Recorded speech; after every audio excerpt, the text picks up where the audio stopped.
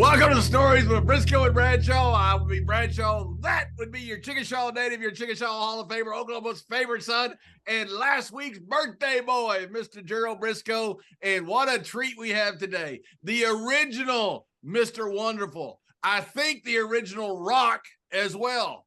He is an icon in the wrestling business. He goes to Hollywood. He produces acts and does all kinds of millions and millions and millions of different shows. He is Mr. Rock Riddle. Rock, welcome to the show. Yes, indeed. Why, thank you very much. It is an honor to be here.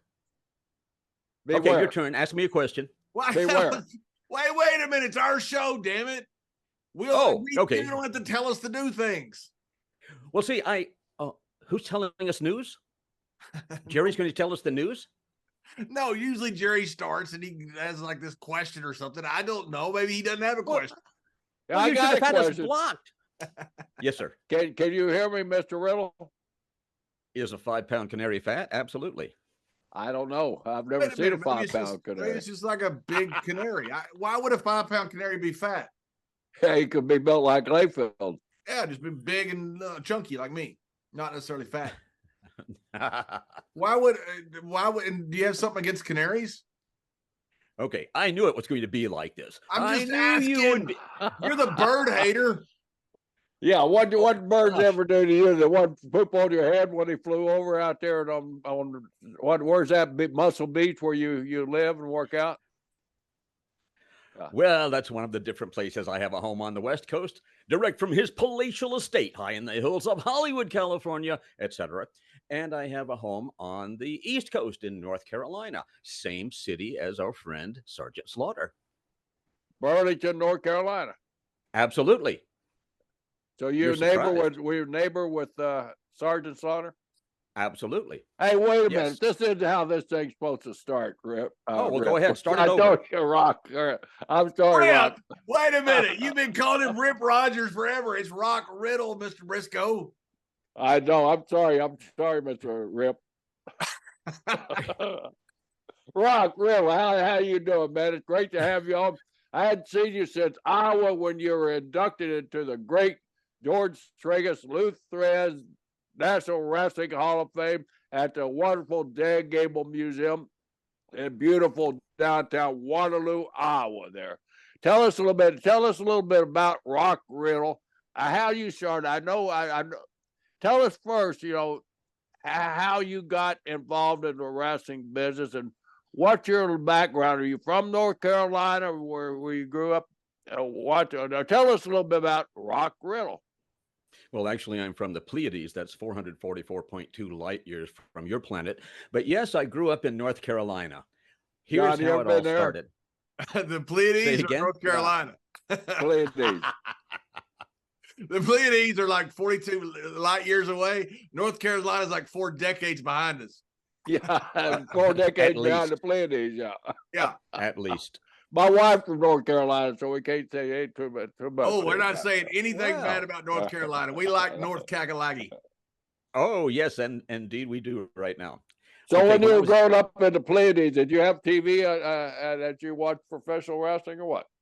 I have very little knowledge of the Pleiades. I did not follow professional wrestling at all until I was 14 years old. I was in I guess it was junior high school at that time. I was in my class. I was very shy. I was thin, about 128 pounds. And the teacher hasn't come in yet, so all of the people are cutting up as usual. And I'm hearing things like this. This was my introduction to professional wrestling. Rip Hulk and Sweet Hansen, them's the dirtiest SOBs ever. And if I'd like to get my daddy's tractor and run over them, I don't think they should be allowed to wrestle at all. They're an insult. They said we're a bunch of ignorant dirt farmers. So this went on, and I thought, how can they hate? This wasn't just irritation. This was hatred. I said, how can they hate these people whom I'm sure they've never met before? And what basically is wrestling? I've heard the term professional wrestling. So the following Saturday, my curiosity got the better of me. I'm sitting on the middle of an oriental rug in the middle of the living room. I'm watching Channel 11, Charlie Harville's downtown Burlington, North Carolina. No, Charlie Harville, Channel 11, Charlie Greensboro, High Harville, Point, Winston-Salem. High Point, North Carolina. Yes, absolutely. The furniture capital of the world. Yes, yes. So, see, John, I am educated. I know these things. You are an educated. He knows everything. Mr. Brisco. You're the smartest person I know. You're like Elon Musk. Yeah, almost. And by the way, I would like to thank Jerry Brisco for everything that he has done, for the inspiration he has been. This is not the time for this, and I know. No. Don't be Shirley, and don't be serious. No, don't be serious. Shirley. Surely. Let's go back to you sitting on you're sitting on the Oriental rug at Pleiades, North Carolina. You're watching. Where did you get an Oriental rug in North Carolina back in the 1940s? In the 1940s, you know, I was born July 12, 1973. So there. Gee. All right. So okay, I'll go back and tell Jerry. Was it really an Oriental rug? It was an Oriental rug. Okay. All of the people in North Carolina had Oriental rugs. All right. So I'm sitting there in the middle of the living room, and George Becker and Johnny Weaver are on. First time I've ever seen them. First time I've ever seen professional wrestling. And there's this 15-year-old girl who comes out, and she is apparently the president of their fan club. And she has two other people with her who are about my age. And I'm sitting there and I'm amazed, because she's not a movie star. How does anyone get on television who's not a star? And this is like a regular person. And I had a lot of difficulty trying to figure out how she got onto television. Wow, what a dream come true for so many people. She presented them with a plaque of appreciation, also presented them with one of these old, great big, large plastic radios. And then Rip Hawk comes out. Bleached blonde, suntan, bigger than life. Rip comes out, the bad guy that he was, that he loved being, and one of the greatest professional wrestlers, in my never to be humble opinion, to ever step into that squared circle. Brilliant mind, brilliant man. Was the booker. He hired me in North Carolina, Jim Crockett. So he's got to be smart. Yeah, absolutely. Brilliant man. Absolutely. So he came out, and he was on the microphone. This is live television, no 5-second delay, live. He says, excuse me there, Weaver. You got the fan club thing going. And Johnny Weaver sort of very apprehensive and backing off a little bit. He says, yeah, I just want to say that's great, man, to have a fan club. Now, and you got a plaque. And the gift. Could I see what you have, what they gave you? And Johnny Weaver, of course, very reluctant. I just like to see it. You got a fan club. I mean, come on. So finally, Johnny Weaver apprehensively, very slowly handed that big plastic radio to Rip Hawk. Rip Hawk took it, put his hands as high over his head as he could, smashed it to the concrete in about 100 pieces, and then he stomped what was left. And then there's this melee. And I'm in awe of this. I really am. And what I noticed as the show went on, as the program continued, and Rip was interviewed again, and he was wrestling. And from my point of view, my perception was he was doing everything he could to prevent himself from smiling, because he had so much joy that so many people hated him, truly hated him. Rip Hawk, Sweet Hansen, I said, oh my gosh, he's cocky, he's condescending, he's arrogant. Finally, I have role models. So then I started going to the Greensboro Coliseum. That was a big drive, as you probably know. By the way, you're on my monitor over there. So when I keep looking over this way, I'm looking at you, even though I know you're right there. Or where are you? I don't know, depending. Is he over there? Is he down here? Wherever you are. Thank you. So John's over there. That way. Okay, so I decided. Can't you see that? Are you we're getting doing a live call? show here? Wait, don't you know? You're Mr. Hollywood. You don't know to turn off your phone before a big show like this? I did turn off my phone and it magically came back on. I don't know how that happened, but Are you you on should an not have Oriental been. rug? No, not on an Oriental rug. Not at the moment. No, sir. Are Ren, you actually in an arena where there's a ring behind you, or is that just one of those props, as they call them out in Hollywood? well, let's see if I can see this little stuff here. Let's. Why don't we put me in the center of something else? All right, there we go. I like that. I never met a camera or a microphone I didn't like, so I can be in the middle of the. Okay, wait a minute, Rock. What? We're in the middle of a great story about the great Rip Hawk and Sweet Hanson. Yes, absolutely. You finally got somebody you can look up to. Absolutely. So did you immediately run out and buy you a sequence robe and bleach your hair blonde, unbeknownst to your parents? I bet you did. No, not immediately. Not immediately. However, okay. I was this Did you become a star at your local junior high school, middle school? I became infamous quickly after I discovered professional wrestling. Okay. Yes. Was the young lady on TV presenting Johnny Weaver that plaque? Was she in your high school, middle school? No, she was not. Any other questions before I continue the story? Did you ever meet the young lady? I did not, no. Wait a minute. So this young lady gave you the inspiration that a normal person could be on television. You're thinking, how could this possibly happen? This is great. Yes. And this is the inspiration for the rest of your life, and you never followed up with her? And she was your age? She was not my inspiration. Rip Hawk was my inspiration. I needed attention. I was this shy kid who had only a couple of friends, and I decided to get attention. Yeah, imagine that. As soon as I get over my initial shyness, we'll be able to have a good show here. So, now what was I talking about? We don't know. Talking about Rip. You don't know either. Talking about the young lady had the Oriental rug. No, I formed a fan club for Rip Hawk and Swede Hansen. International Rip Hawk Swede Hansen Fan Club. And on the card, it said the motto: fair, square, modest, and honest. I never heard Rip say that, by the way. Of course not. I made that up. Okay. Although I got lots of stories I could tell. That's pretty good, though. What? Yeah, thank you. I've always had an extreme sense of humor. Okay. That's why I'm doing this show. Okay. All right. Okay. All right, Rock. I'm at the Greensboro Coliseum. The television announcer is also announcing the matches. The great Charlie Harble. This was a different one, actually. Charlie was not announcing that first night. Floyd Little. I don't know. I don't remember. I don't have a memory as good as yours. Sometimes I think my memory is good for about 10 minutes. Hey, guys, did I ever tell you that sometimes I think my memory is good for about 10 minutes? No.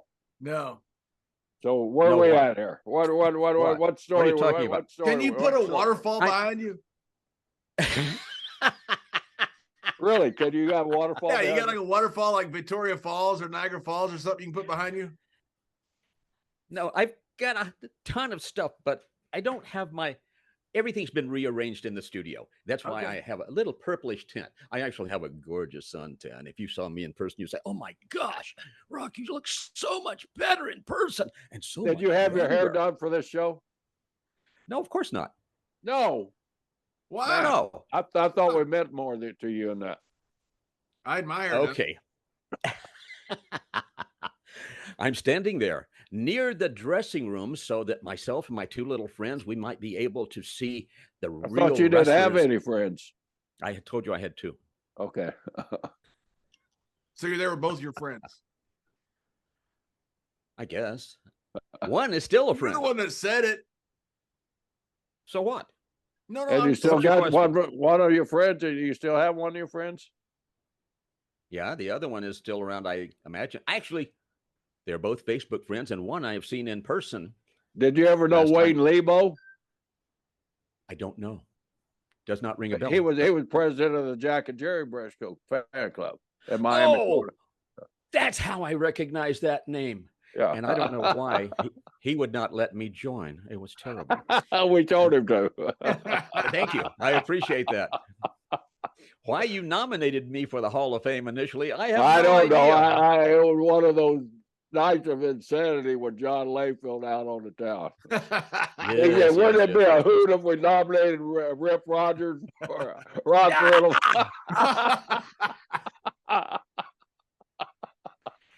There is going to be hours and hours, maybe days and days of editing on this to make it Yes, it will. amazingly good.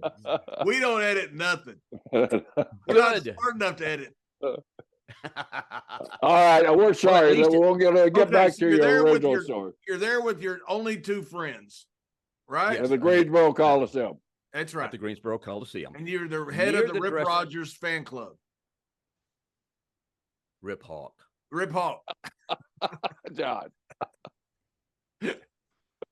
See what you got us into, Rip. Rock. Usually, when I do like 2-hour live shows, the host of the show will say, Rock Riddle, would you please introduce yourself? Then nobody says another word except me, and we have a brilliant 2-hour show. All right, John, you ready for this? Okay. Sure. Ladies and gentlemen, Wait a the minute. one and only Rock Riddle. The one and only Rock Riddle and Rip Rogers. I'm standing near the Greensboro Coliseum near the dressing rooms.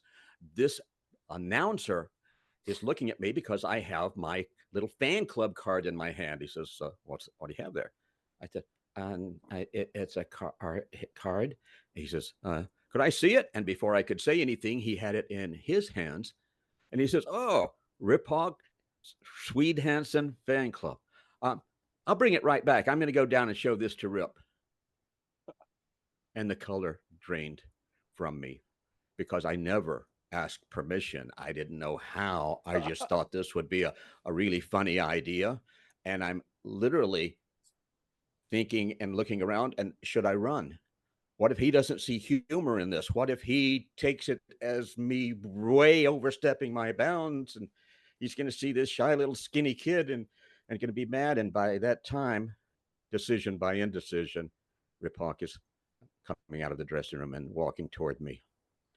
And he said, hey, kid. I said, yes, sir. This fan club thing. Yes, sir.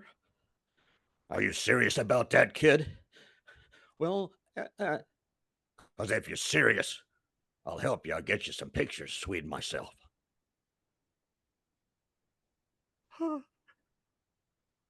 I had no idea how to react, but that's how the relationship with Rip Hawk and Swede Hansen started. We'll take it a year down the road. I'm 15 years old. I'm talking to him again, and he says, hey, kid. I said, yes, sir. But now I'm much more confident. Now he's sort of like a friend, and he even came to a fan club convention that I put together and must have had 20, 25 people there. He drove over 2 hours to make it from Charlotte, and that was fantastic. I was really, really impressed. He said, so kid, what do you want to do when you grow up? And I said, gee, I don't know. I was standing there, maybe weighing 130, 132 pounds maximum. He says, want to be a wrestler? I said, well, gee, all I'd have to do would be gain 100 pounds to be one of the smaller people at that time in the business. He said, think you could do it, kid? I said, well, he says, I think you could do it. My hero, my ultimate hero, one of the people, or the person that I would put at the top of the pinnacle of people who have influenced me. He had more influence on my life than anybody. And so on my 16th birthday, to continue answering your question, on my 16th birthday, I made the decision that I would become a professional You didn't do wrestler. a whole lot in between your birthdays, huh? Well, I did a lot, but I understood we were going to have to keep this to an 8-hour show. I've got Where another does show a I have to do later 14-year-old in the evening. Where does So a 14-year-old North Carolina get a business card made up in the 1940s? in the At the still. I was born July 12, 1973. I'm going to stick to that. At a printer, a print shop. So you went down to the printer, got some money from mom and dad, and got you a car. I had my own money. I had 3 paper routes. I washed cars. I did all sorts of things. There I are created 3 my own papers in the income. state of North Carolina in 1940. Not that many people can read. If I wanted to, if I really wanted to know how many newspapers there were in 1940 in North Carolina, I would ask you, Jerry, because I wasn't around for a long time after that. So I made this Did you go off decision. the war? No, but we could. Jerry Brisco versus Rock Riddle at the Hall of Fame 2024. You up for it? No. Jerry had his last match. I don't know if you saw his clip on it. He actually had a last match. He held it up. Wow. Okay. Last match out of the packet. That's it. That was the very last one. I decided on my 16th birthday, I made this determination and this commitment that I would become a professional wrestler. I'm sitting in my barber's chair. Had you graduated from high school yet? I graduated at the age of 17. Okay. Got through college. So in you're 3 years. 16. You're 16. Yeah. Okay. Sitting in the barber chair. This is in Graham, North Carolina. There's this old house, and there's a little add-on, a little tiny one room with a barber chair, one barber. Did you use your paper route money for the barber? Absolutely did. And to buy a car and a few other things. How much was it? How much was that haircut? Yeah. Probably $1.25, something like wow, that. That was expensive back in those days. Maybe did you 75 cents. Did you get the bleach done too, like Rip? The bleach? No, but that's an interesting story. Also, if I ever get through this answering your first question, would you please get through this question one. so we can ask you that one? Direct into character. Nope. Okay. The real Rock comes back. The real Rock is the Mr. Wonderful, the character I created. Now, 16 years old, made the decision. I'm in the barber's chair, and I'm maybe 132 pounds. And I told the barber, I said, I'm going to be a professional wrestler.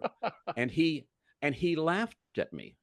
And he said, again, North Carolina, he says, boy, you'd have to gain 100 pounds. That's such a pipe dream. Your bone structure's too small. Why don't you just settle down? You should get a job like your daddy. He's been working in a drugstore since he's 14. He's going to have his house paid for another 8 or 9 years. Yeah. Etc. Was your dad a pharmacist? No. He just worked in one. He just worked at a drugstore. Yeah. Okay. We need to know these things. You're leaving out important things, how your whole life was structured, Rock. Yeah. Would you like me? Here's what I can do. I'll bring up the book and I'll read the 800 pages. Okay. What is your real name? Well, your real name is Rock. And I hope it's not Riddle.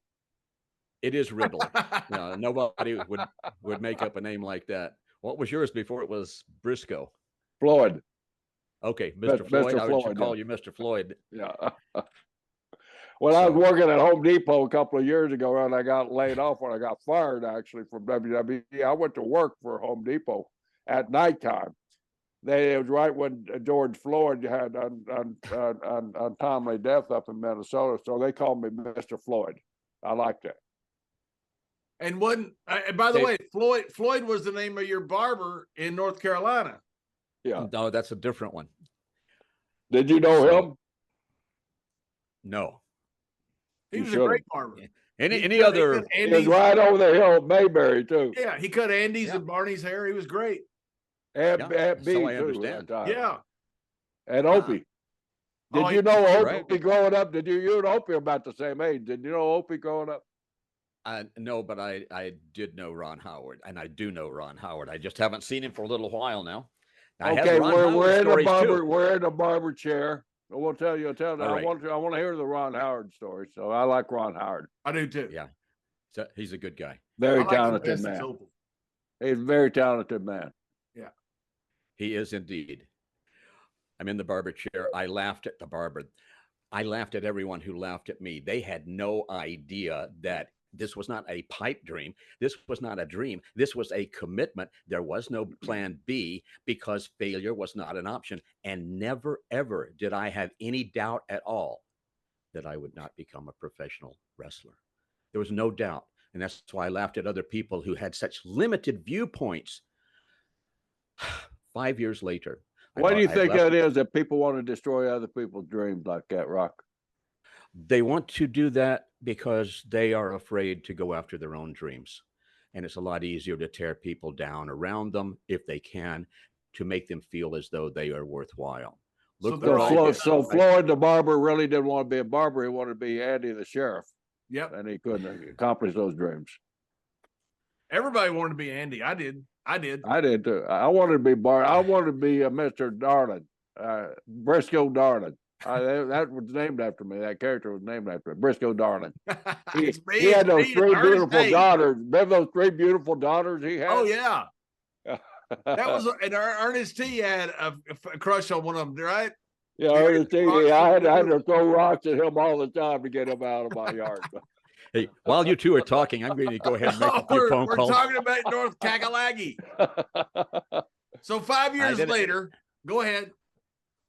I had already been wrestling for a while out of state. I went back to North Carolina. I made it a point to wrestle at the National Guard Armory in Burlington. Sold it out, of course. The main event was Rock Riddle versus George Becker, the ex-heavyweight champion of the world. And in that part of the world, that part of the country, he was like a deity. The joke was, you don't know who George Becker is? What's the matter, you boy? You don't go to church on Sunday?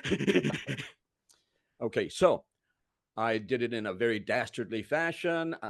There were knives pulled. There was all sorts of things that were going on. The police thought that they had a full-blown riot. It was only a mini riot. I had it under control. Could I ask a quick question in there, Rocky? How did you get from 16 to the main event of with George Becker for the World Heavyweight Championship of North Carolina? It was not for the World Heavyweight Championship. He is a former world champion, George Becker. I went down to, if I fill in all of this, this is going to take I'll never finish the story. Oh, we haven't finished one question. We've been on here 45 minutes. What are you going to talk all day long? It's because someone keeps interrupting me, wanting to be the center of attention, because he cannot steal the spotlight. You skip so many years in between your answers there. So let's fill in the blanks. I'm here to fill in the blanks. We can go back and fill in some of those blanks. However, there is a point of this story.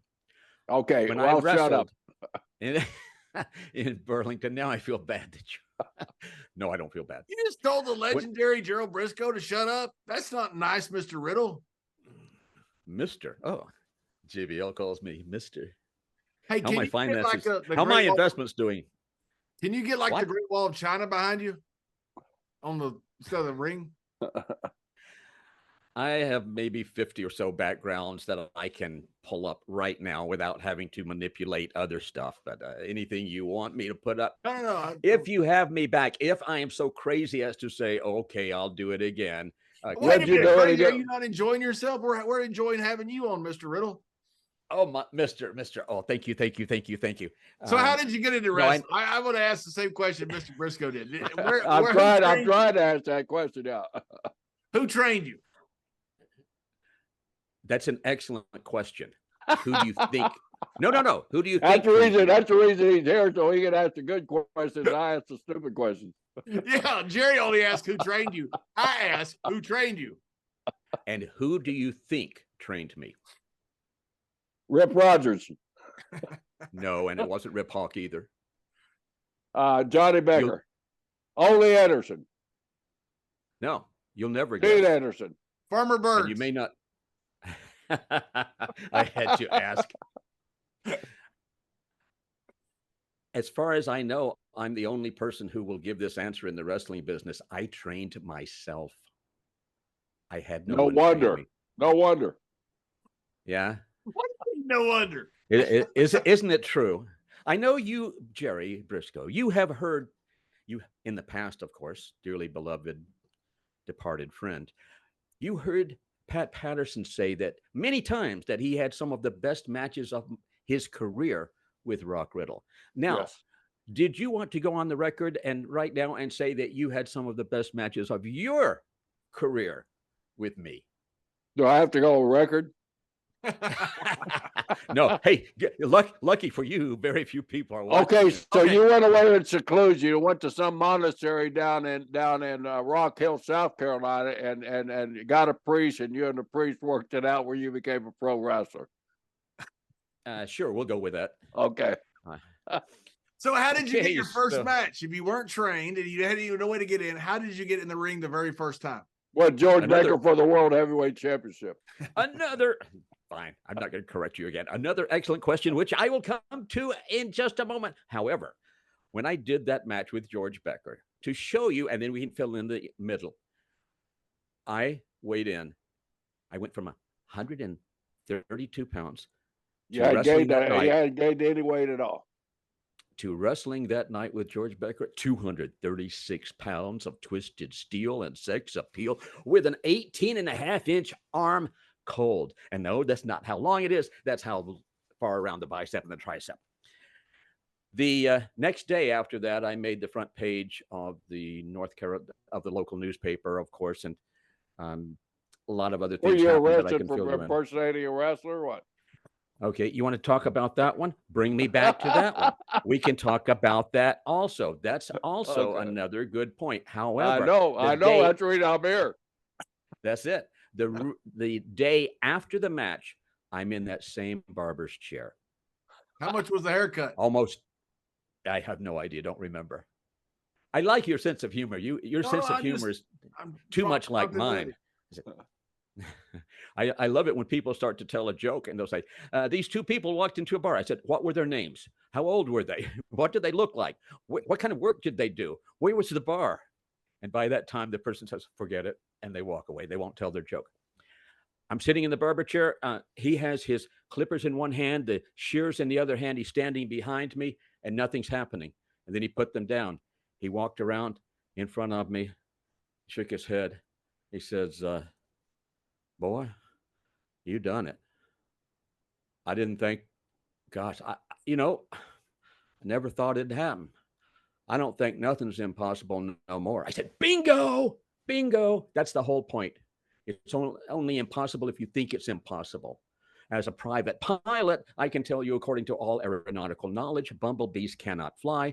Their bodies are too big, too wide, too fat. Okay, you're fat shaming bumblebees now. No, see, I already beat you, so you can't do that. And the wings are too small, and if you were to make an exact duplicate, same exact everything, turn it on, it's going to go directly into the ground. It is totally impossible for bumblebees to fly. Bumblebees don't know it's impossible, so they fly anyway. I did not know it was impossible, so I did what I did and made my mark and had I have an amazing life. I think they wrote a song about you called "The Impossible Dream." And that's how Brian Blair made it. Dream. I'm sorry? That's how Say Brian again, Blair sir? made it. He was a bumblebee. Yeah. That's true. That's true. I can tell you about. Okay. Now, Jerry, you asked me a question, and then we'll come back to JBL. You asked me a question about going to jail. When I had this riot in the auditorium, what was it? Okay, were you paying attention? The National Guard Armory, we sold it out. They called title. police. The police called. I'm ignoring you totally now. Good. The police thought it was going to be a full-blown riot. They saw knives coming out. They saw things like that. And they called the surrounding counties to see if they could get some backup. They didn't need the backup, so that's fine. There was this tall, thin, if I say black, you're going to play off of that.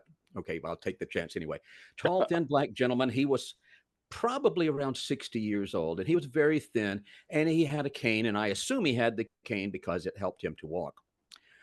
As I'm coming out, and I have people really hot at me, and this guy is about 10 feet away, and he has the cane up like this. He is zero threat, zero. But my marketing mind says, opportunity. I walked out of my way toward him. He had no choice except to bring the cane down. He couldn't back through the chairs. He was standing there with all these chairs behind him. I power blocked it, broke the cane over my arm. Now I'm back in the dressing room. And that was all of that story, but I'm back in the dressing room. As long as I'm watching the people with the knives, they're not going to use the knives. In the dressing room, I hear a knock on the door. Police. That was the door. That was the door. Yeah, it wasn't your door. It was my Nobody door. home. Oh, I'm sorry. Nobody home here either. And they said, police. Now, the dressing rooms were in the, I guess it's sort of a basement. You could go out the window, but you'd have to climb up and then you'd be on ground level. And I'm thinking, okay, is it better to spend a few days in jail because the newspaper said I just put my hand on him and gently put him back down in his seat. The newspaper the next day said that I knocked him over 8 rows of chairs, which is not true. But I'm not sure the perception of law enforcement. So I'm thinking, should I run again? And all these times I think maybe I should go through the window, throw my bag through, go through. And there's 2 of the boys up near the dressing room door, which is up some stairs. And they looked at me like, what do you want to do? I said, open the door. And I believe it was a sergeant with 1 or 2 behind him. And he said, Mr. Riddle? I said, yes. He said, the fellow with the cane? I said, oh, boy. Yes. And I'm waiting. He says, what do you want us to do to him? I said, what? What, the guy who hit you with the cane, what would you like to have done? I'm doing my best not to smile. And I said, well, he really meant no harm. So just scare him a little bit and let him go. And then the cop closed the door and I went from the chair to the floor and said, thank you, thank you, thank you.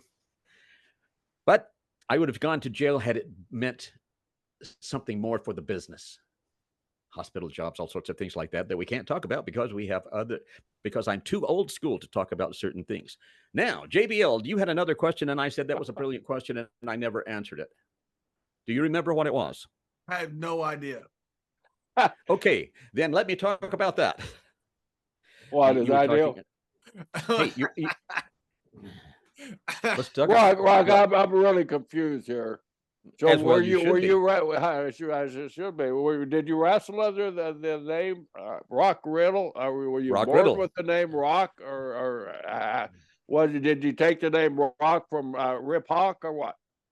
No, I had a different first name, and I was a junior. I was always the small version of someone else, which I did not like and still have irritation, and that's why I'm going to avoid telling you my first name, if you the name with which I was born. If you want to find it out, of course, there's the internet and there's no such thing as privacy anymore. No, but I would not be Robert. I would be Richard. Robert. Both would be good names. So Ricardo.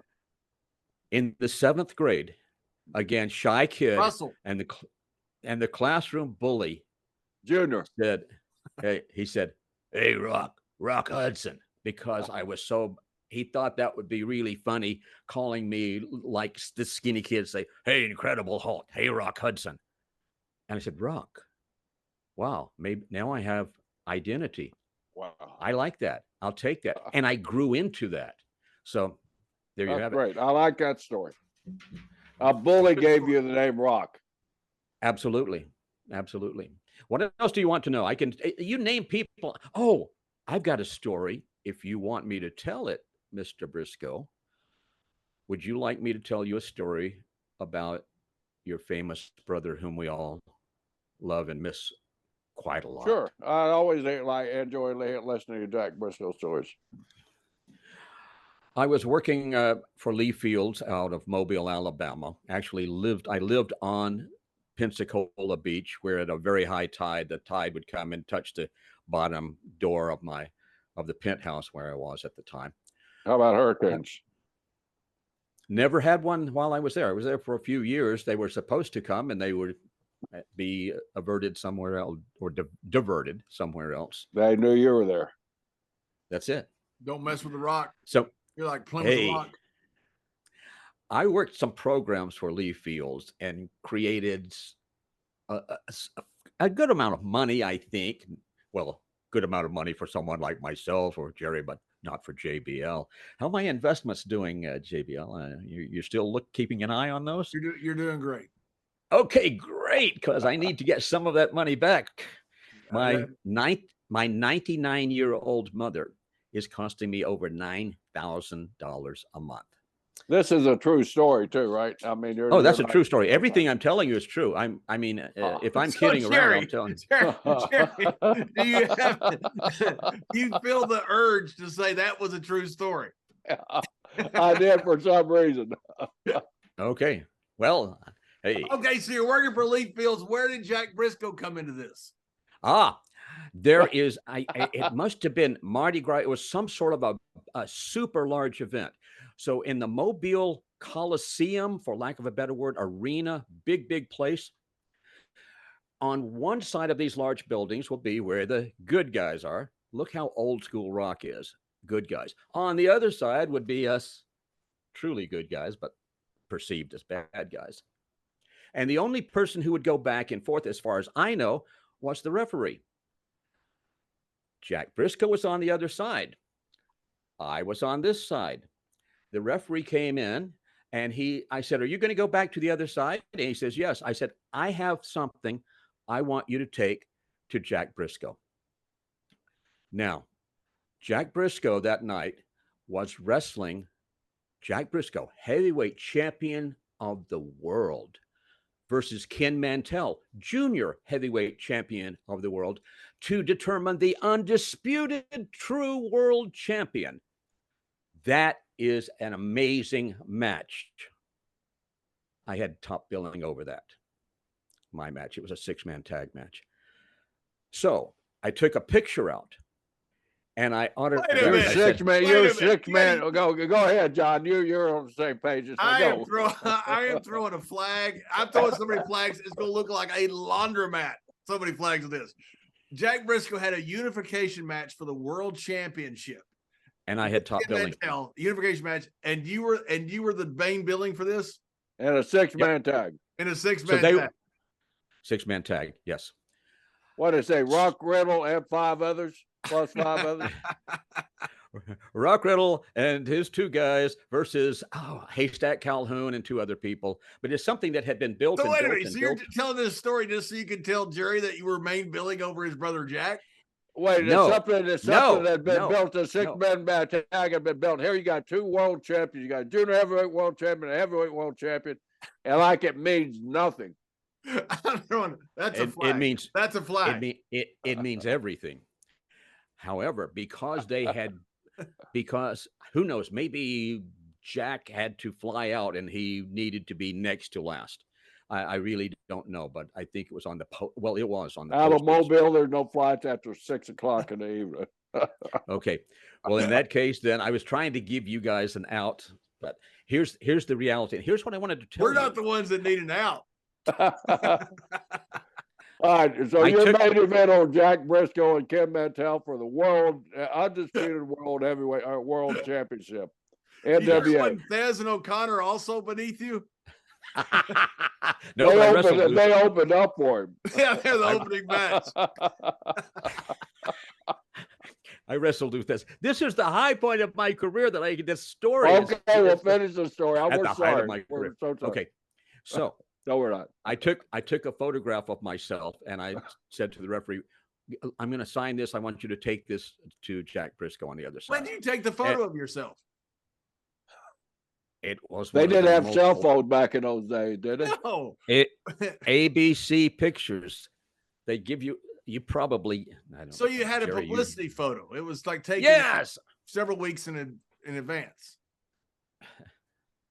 That is correct. Yeah. Okay. So you didn't just like see Jack Brisco and take a photo of yourself. You had a bunch of photos that you were selling, and you sent one of those over to Brisco. Yes. Okay. So I wrote on this one, to Jackie Brisco, one of my biggest fans. Hang in there, kid. Someday, if you work really hard, you'll be main event just like me. Your hero, Rock, Mr. Wonderful Riddle. Now, Jerry, did you ever see that picture on Jack's wall? I was told. Actually, he had it hanging in the body shop, and his memorial services, we had it hanging over his urn. Why don't I believe that? I was so honored that one of the guys at CAC years ago told me. He said, "I saw a picture. I visited There it is Jack up there. There it is. Brisco." I can't get my camera around there to do it, but That's okay. Okay. Wow, I'm sure glad I told that story. yeah, I got over it. So that's your Jack, whole story. So you're telling That's a a true story story. to bury Jerry's brother and put yourself over. did you win the No. match? Did you win I- the 6-man match that night? I have no idea. Good question. Doesn't matter. Oh, I got a question. Did Jack retain the title, or did he lose the title to Kim Mantell and it got lost in the shuffle? No record of it because your 6-man's completely overshadowed the card. People in the audience will say, "Jack, hurry up. Come on. Finish him quickly so we can see Rock Riddle." No. Yeah. The purpose for telling that was to demonstrate to people who may not understand the sense of humor, how we rib each other and the whole thing. And I was just so honored that even the thought that he kept that picture. Well, it was just amazing. Want to hear about the story of the first time I wrestled the Iron Sheik? What do you want to hear? So what? Was Bubba Brazil the opener on that card too? I'm sorry. Would you say what you said one more time? Would you repeat? In other words, say again. Was the Iron Sheik or the original Sheik? The Iron Sheik, Khosrow. Okay, let's hear about Basiri. Khosrow. You must have had a hell of a match with Khosrow because of your Olympic background.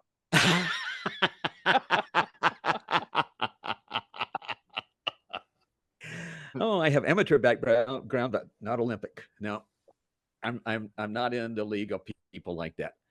I had just finished up. What was your amateur background? College, high school, and college. But you were wrestling at 21. Wait a minute, you started pro at 16. So what were you doing? Pro and college? I never said I started pro at 16. I said I graduated high school at 17.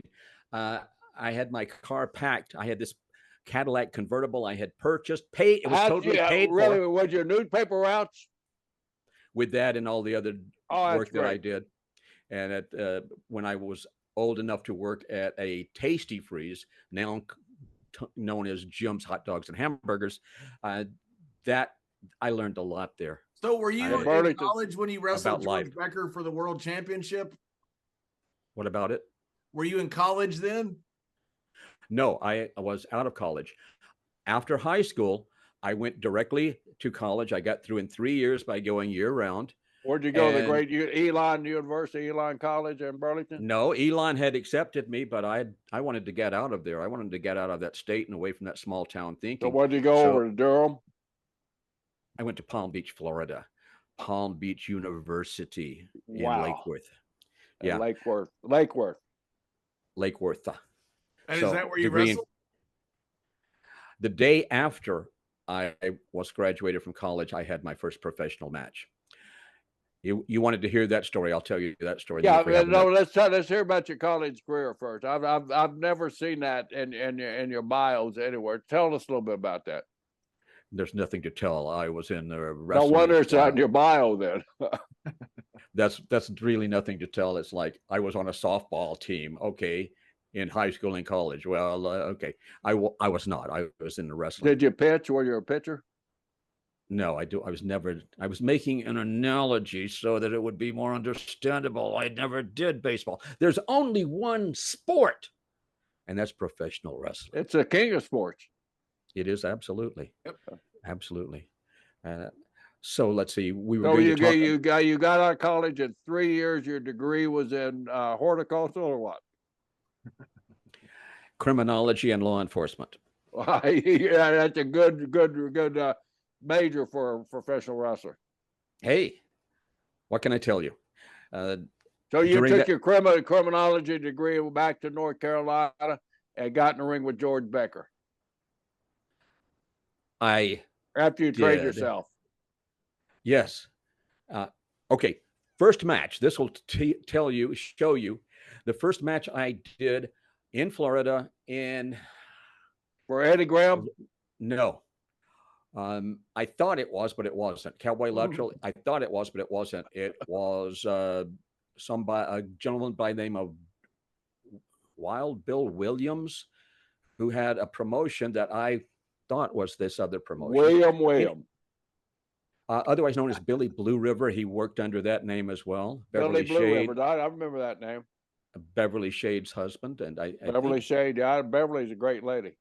Yeah, absolutely. And Yeah. Beverly's still with us, I think. I've known Beverly forever, yeah. Yeah. So I had seen wrestling on television, and apparently there was some name or something on there. So I researched. I found out a phone number. Maybe they showed a phone number, and I called and I said, I want to be a professional wrestler, and I started telling them a little bit about myself, and they said, "Well, we don't know. Maybe you can come over to Tampa." I was in West Palm Beach. I said, "I'll fly." They said, "We're going to be in the airport. Why don't you fly over here and you show us your robes and stuff that you have and show us what you have going?" I had the robes made, everything. My mom made my first 2 velvet robes. It was very nice. You still have them? One was stolen, and there's a $5,000 reward. It was stolen from Las Vegas, stolen from the matches. Yeah. Well, if it's 5,000 means nothing to JBL, so I'd have to increase. But there's a $5,000 reward, and if it's one of the boys who took it, which doesn't seem likely, but if so, then I would just like to be able to go in the ring with that person. That's all. I'd check with Bill Apter. Yeah, I heard he stole it. Oh, he was like that. Yep, bad guy. Yeah. The person, I remember seeing the person who was taking it from the ring backstage. So anyway, but yeah, I still have the other one. The other one, it still fits. It's great. So what was I going to tell? Oh, you're flying into Tampa. I fly into Tampa. From West Palm Beach.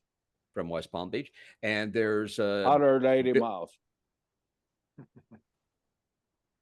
I should drive.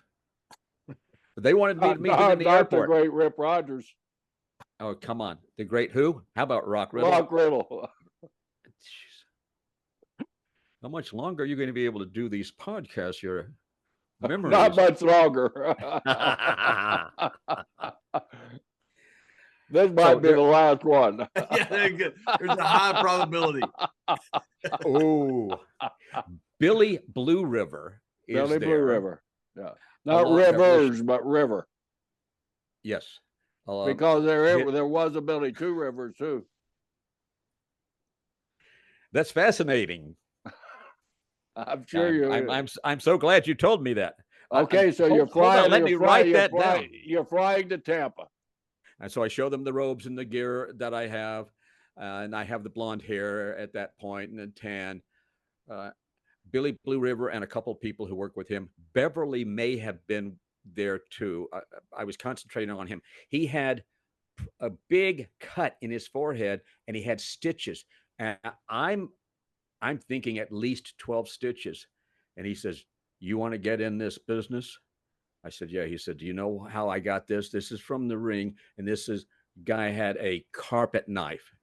My thought, as I was uneducated, shall we say, my thought was, if that's part of what goes along with professional wrestling, absolutely.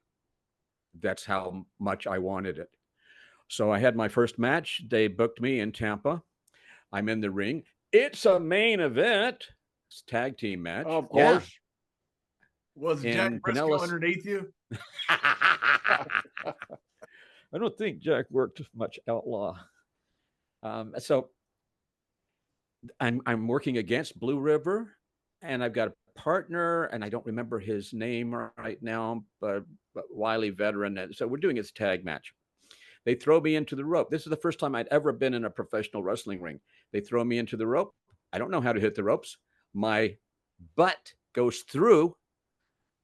I continue backward. I land on the concrete before we had padding sometimes.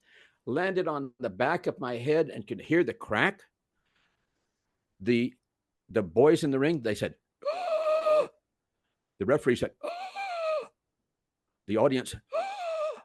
But the adrenaline of the first match ever and me living my dream first match for many, I don't know, thousands more, I popped right up, which was amazing. So sold a hell of a bop. Yeah, you're right. You're right. You're right. I should have sold it, but I don't know that I knew even what selling was at that point. I did they wanted me to pin the guy, and my partner says, "Okay, pin him." And I said, "I got to do an elbow drop on him first." Boom. He said he saw some stars for a while after that, and I don't know whether it was because of that or other reasons that in a match further on down the road, I got with him.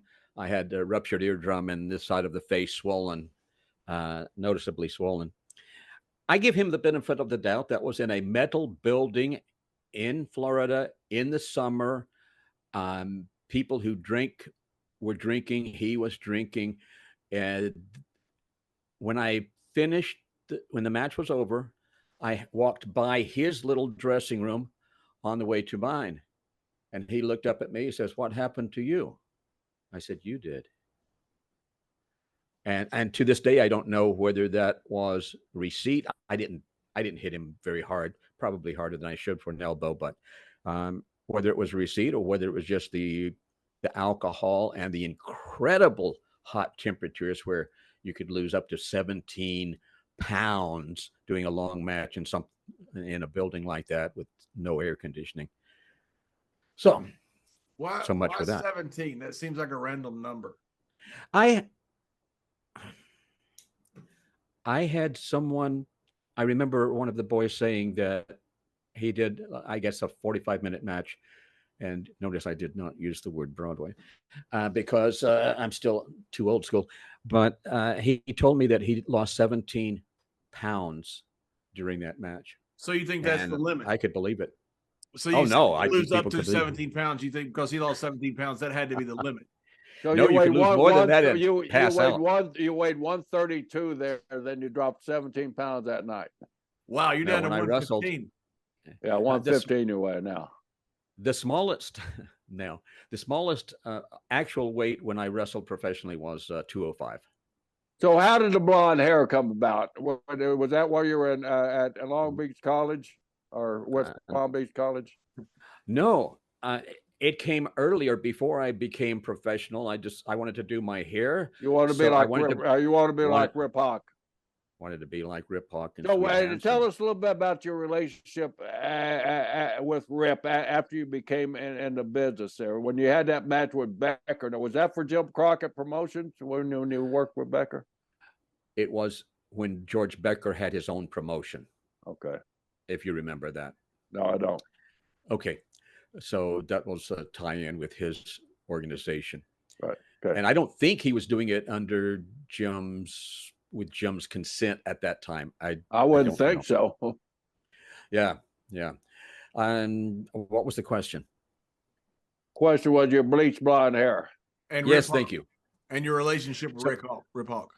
Yeah. So I tried bleaching the hair and it was sort of orangish and it just wouldn't go and it started breaking off. And what's the secret of that? Because I've seen these guys bleach. I even seen Rip Hawk with orange hair one time. When I saw Rip with my hair like that, he said, "You don't know what to use on your hair." I said, "Nope." He said, "Lady Clairol Ultra Blue." I said, "Oh." So then I got Lady Clairol Ultra Blue, and I did it like once a week, every week everything. And I never had to worry about cutting my hair because it would only go down to maybe like here, and it would break off. Well, I got to compliment you. For your age, you got a hell of a head of hair. You got a John Layfield head of hair. Very nice. Yeah. There. I never You still use the Lady Clairol Blue? No. What do you use now? I'm a natural blonde, obviously. Whatever's available, whatever I have. Yeah. And so that's how the blonde hair. Was it like to imitate Rip? Yes, it was to be like him. Your whole career, you want to be like Rip Hawk. No, I wanted to have certain things that I thought were brilliant that he had created. Here's the Rip, real Rip. Right, not to cut you off, but I'm cutting you off. Rip was a very creative guy. You got it right there. And the copy Rip Hawk would, and he's one of my heroes. I mean, really, I got my first break because of that guy, and I love him to death, man. He was good, a good guy. He signed you for Mr. Crockett, Mr. Brisco? Yeah. Yes, he did. Out of Australia. I was in Australia, and I was thinking about going to either Oregon or San Francisco, and he said, George Becker is retiring, or George Scott's retiring, and George Becker's retiring, and I'm going to be the new booker there, and I would like you to come work for me. That's how I got in North Carolina. I followed the great Rock Riddle in North Carolina. Was Rip a good booker? Yeah. Very good. Very good bugger. So what did you go to work for Rip Hawk later? I mean, what kind of the relationship with Rip Hawk? Okay. When I had that fan club, let's go back and come up to where you want me to be. I have the fan club. I have International Rip Hawk Sweet Hansen fan club jackets. I'm sitting front row ringside at Burlington Ballpark. They have an outdoor match. Mm-hmm. I take a cane. I've been in that ballpark. Yep. I take a cane with me, a walking cane. Homer Odell. Oh, Homer Odell. What a great guy. Wow. I loved watching him and talking with him a little bit and stuff. But when I saw Rip, I said, Rip, if you need it, I got a cane here. Yep, there you go. So during his match, at one point, he looks at me. He says, "Where's that cane?" And I hand him the cane. You gave it to that. You gave it to that African American man that tried to hit you with it. Yeah, there you go. I handed him the cane, so he proceeded to use that on the nice sweetie pie good guys. Okay, and I had police escort me out for my own safety. I was the only 14-year-old kid, I think, who caused a riot as a fan. So I'm very proud of that. Rip and I, as a result, I think he saw something in me. In fact, when I was in college, there was, I think, it was never verbalized until later, but he wanted Rock Riddle to manage him. I'd heard that from other people too. But I was in college. I needed to stay in college. I wanted to finish. But I was so honored that information came to me, that he saw that I could create riots and that I could cause people to absolutely hate my guts and despise me. So you were always a very verbal person then, right? Even when you were in high school? No, my biggest fear in like junior high school and stuff was, when I was so shy and skinny, my second to the biggest fear was what would happen if the teacher called on me and asked me a question and I had to answer it out loud. I don't know if I could have done it. And my super biggest fear would be that they would call on me, the teacher, and say, come to the front of the room and answer the question, because I knew I would physically die before I got to the front of the room. So I turned that around a little bit in my life. I got back. How did you accomplish that? Just your spirit to speaking in front of audiences, or what?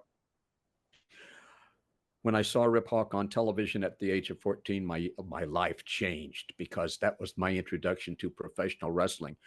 I would go into the bathroom, look in the mirror, looking for something I could use as a microphone here. So, and I would hold up a hairbrush or something, and I would start doing promos, and I would just look at myself and be in the moment. Because one thing I discovered early on is if I don't believe what I'm saying is real, nobody else will believe it's real. If I believe it's real, they will believe it's real. So, certainly the same as with actors. If the actor doesn't believe it's real or is judging themselves, saying, "Oh gosh, am I supposed to cry on this line? I hope the people don't see that I'm fooling them." You don't fool people; you become that character. So at one point, as I'm doing, after I've done this for a long time, I don't know how many months or year. After I did one, I looked at myself in the mirror and I said, "You're better at this than most of the people who are names, major name people who are doing these interviews." I didn't know they were called promos at the time. But I remember that and I said, wow, okay, well, I have to get them better and better and better and better. So there you go. So are we back at something else I haven't answered yet? Or are we going to talk about Sheiky? We're doing wonderful. But now I want to get to you main event against George Becker in your hometown, and the barber now has come around and he realized that anything is possible. The impossible dream is possible, even for the World Heavyweight Championship. Then you go down and you're main eventing, and Jack Brisco is the curtain jerker for you. What territory do you go to at that point and stay for a while? Say you're 22, 23 years old. Where'd you spend most of your time? And are you Mr. Wonderful? Layfield. Yeah. We got to get to the Mr. Wonderful because you're the original Mr. Wonderful. Yeah. Yes. Okay. At one point, I think at the age of 16, I sat down with myself and said, if I could sit front row ringside and watch my ultimate hero in the ring, someone I would follow, someone I would drive to the next state to see wrestle, what would that person look like? That person would be bleach blonde hair and velvet robes and intricate, unique design tights and trunks and maybe like a Tarzan top. And even the shoes would be different. And what would the person look like? How would he wrestle? He would have a tiny bit of the best of the best. I really admired Jack Brisco. So I would say, let me take a tiny bit, if I may, from that wonderful, amazing, one of the best ever in the world person. Let me take something from Rip Hawk and Swede Hansen. I'll get trunks. I'll ask them first, but I'll see if that design that they have, which to me it looked like a diaper. The trunks looked like a diaper because they were cut in a certain way, but they looked good. Or a bikini. They looked like a bikini, not a diaper. Bikini. And I said, if they're okay with me doing that, that's fine, because they use a lot of different stuff. And what else would I want to see if I'm sitting ringside? What would I want this guy to be? I want him to be like Rip, like cocky and condescending and arrogant. He doesn't think he's better than everybody else. He knows he's better than everybody else. He's really good on the microphone. He can make people think. He can turn people around. He can stand people up, bring them to the edge of the ring, as the two of you can do, push them back and sit them back down in their seats at will. That's my hero. So I am right now. I am my own hero. And if I had a fan club, I would be the president of the fan club, because I think that's necessary. My ego, although I'm playing a little bit that today, whole story just to tell you that you're the greatest. No, it was, how did I create the character? No, it wasn't. It was, where did you wrestle? You said, how did Mr. Wonderful come about? I created that because it was what I wanted to see. Fair enough. Two questions. Where did I wrestle? Was part of the question. Okay. The other one was, where would you mainly spend your time wrestling? I think I probably spent more time out of Mobile. I wrestled Georgia Championship Wrestling. I worked for Roy Shire, San Francisco, a long time. And after I moved officially down to Hollywood Hills, direct from his palatial estate, high in the hills of Hollywood. We When present did you to work you. for Roy Shire? When? Yeah, I what don't know years? I don't know the years. I'd have to go back. I really don't know. But Roy, You and Pat Patterson, did you guys ever team up out there? we did not team up. We wrestled each other. In fact, we probably dozens and dozens of times wrestled each other. And I'm thinking of San Jose. Uh, we would do 45-minute matches and 45-minute time limit. We'd go the time limit. And then I remember I had a great ad lib at one time. I said, give me 15 more minutes. Reset that. And Pat apparently agreed. And so we ended up doing an hour, but we did a lot of 45 minutes, and it was poetry in motion. It was like Pat a night still off. How was Pat? I was during Pat's early years also. He was an extreme talent, wasn't he? I mean, he was awesome. I learned so much from that man. I had the opportunity to talk with him not too long before he passed. And I told him, I said, Pat, I just wanted to tell you how much you've meant to me, and what a great part of my life you've been, and how much it. So I'm saying things like that, and he says, okay, how much do you want to borrow? I said, no, I'm serious. He said, okay. I said, you've been a great influence. You've been a great teacher. We had some wonderful matches. And when I look back on my life, you are an important part of my life. And I just wanted you to know. I'm so glad that I had the opportunity to say that. Oh, good. How about Ray especially since Stevens? Same thing with Yeah, Ray, was Pat tagging with Ray still at the time? Yes, he was for part of the time that I was there, but not for a long time. But I remember Ray was there. I remember, oh my gosh, who was it? One of the, was it Texas? No, Red. I'm not sure exactly. I don't remember exactly, but Red Bastine. I'm not sure if it was Red Bastine. It may have been Red Bastine, and it probably was. And it was after Ray Stevens had passed away. And Red said, we were looking at something with this picture on it. And Red said, I loved that man. And it's the first time that I remember I had ever heard a male use the word love outside of, well, I love my wife and kids. And I said, oh. And then it became totally clear. Say, I love my brothers and sisters. I love this business. I love my wrestling family. It's the greatest family ever. And I'm so blessed to have been in this business. And every time I step into that ring, that's sacred ground. And every time it's an absolute honor, even if I'm just going in to announce something. So I hope the newer people in the business have a little bit of that understanding. How long were you out there with Roy? A couple of years. Do he liked me. Years? I don't know what years. I could probably. Was he research difficult it. to work for? No. No, he was difficult. I always heard it was difficult to communicate with, and had his opinion on how everything should go in the ring. Well, he should have an opinion. He's the boss. He's the boss, yeah. And other people had problems with him from their point of view. I never had any problems. I liked him. I understood my job. My job is to make him money, whatever I can do to help make him money.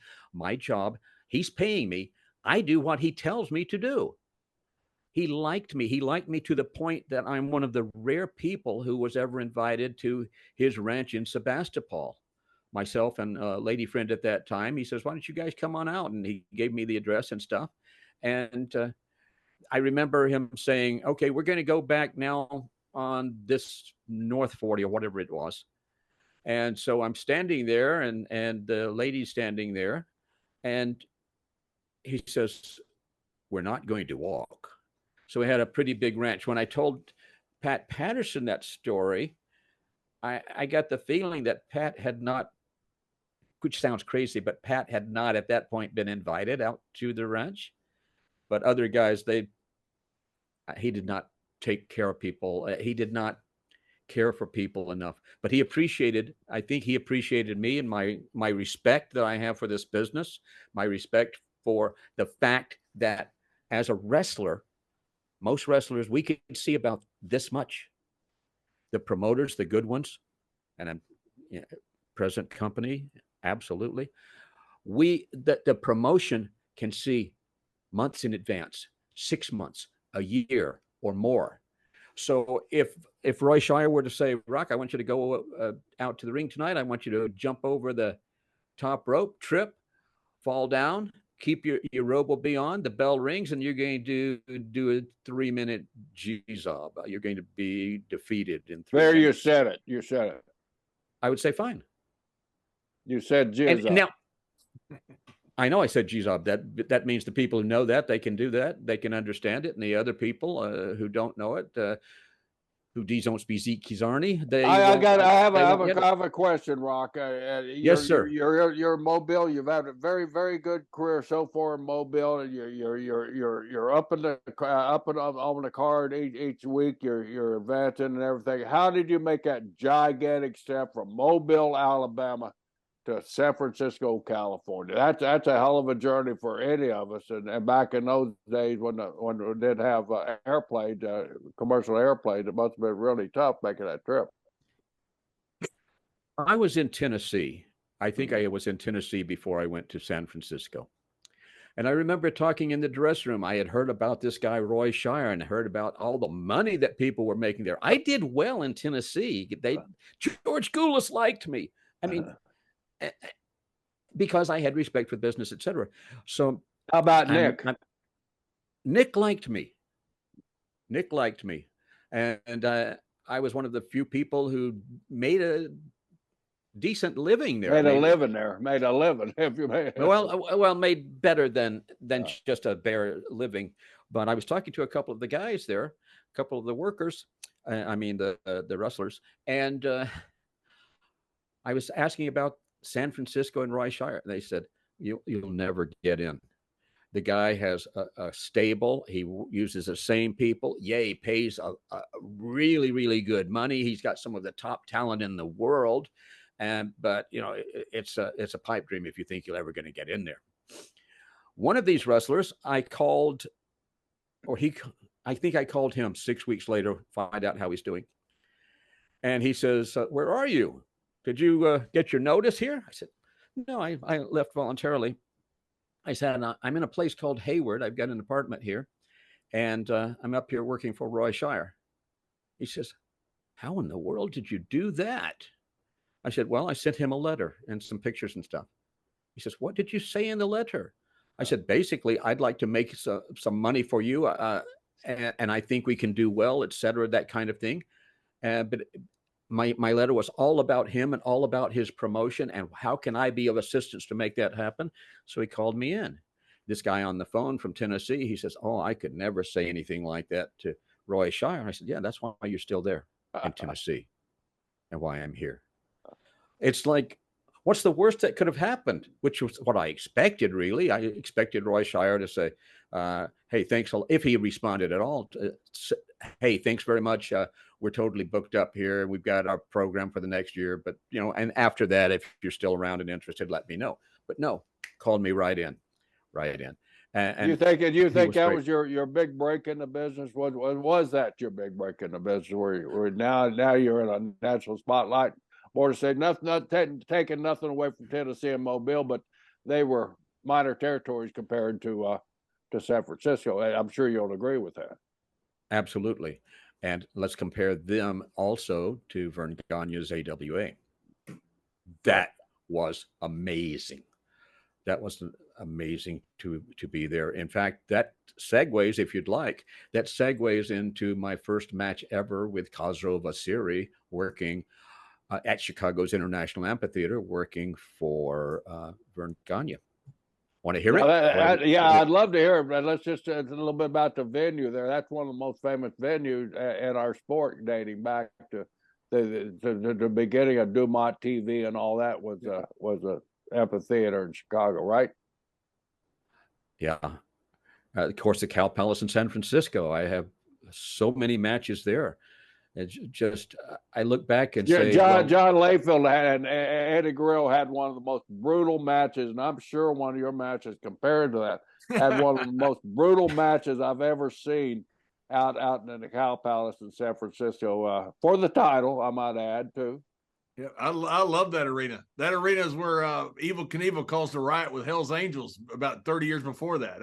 That's a famous old arena, but what a dump it was. But I love that arena. You know, Jerry, we used to, as heels, we used to have to do the fake come out because the fans are right on top of you when you come out. So when you come out as a heel, I do the fake, and you'd see just shit rain down from the ceiling, you know, cups and all kinds of stuff. And as I go to reload, I'd take off to the ring. Did you ever were you the first to do that, or did you copy that after Rock Riddle? No. I copied that off the original Mr. Wonderful Rock Riddle. Well, before Rock Hudson stole his name, and before Morocco stole his name, and before The Rock stole his name. Yeah. And before Orndorff stole his name. Yeah. It was the original Rock Riddle. I learned that from him. So when did you go to Chicago Amphitheater? Was that after your San Francisco run? No, that was after Georgia.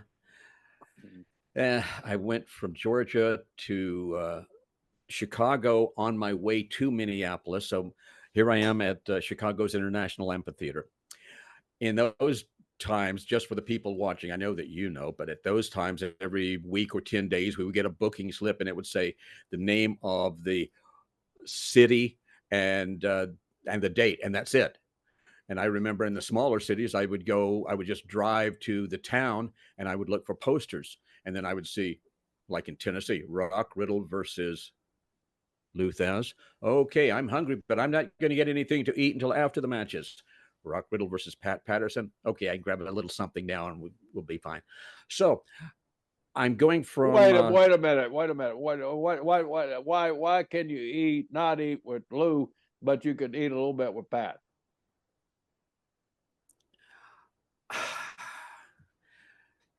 We're getting into the philosophy. Yeah, I had great matches with Lou Thesz. I was very apprehensive the first time I walked in. I'm sorry? Main event. Right? No. This is why I talk about those big main events. They are the exceptions to the rule. Okay. No. I want to get back to eating. You could eat with Pat, but you couldn't eat with Lou.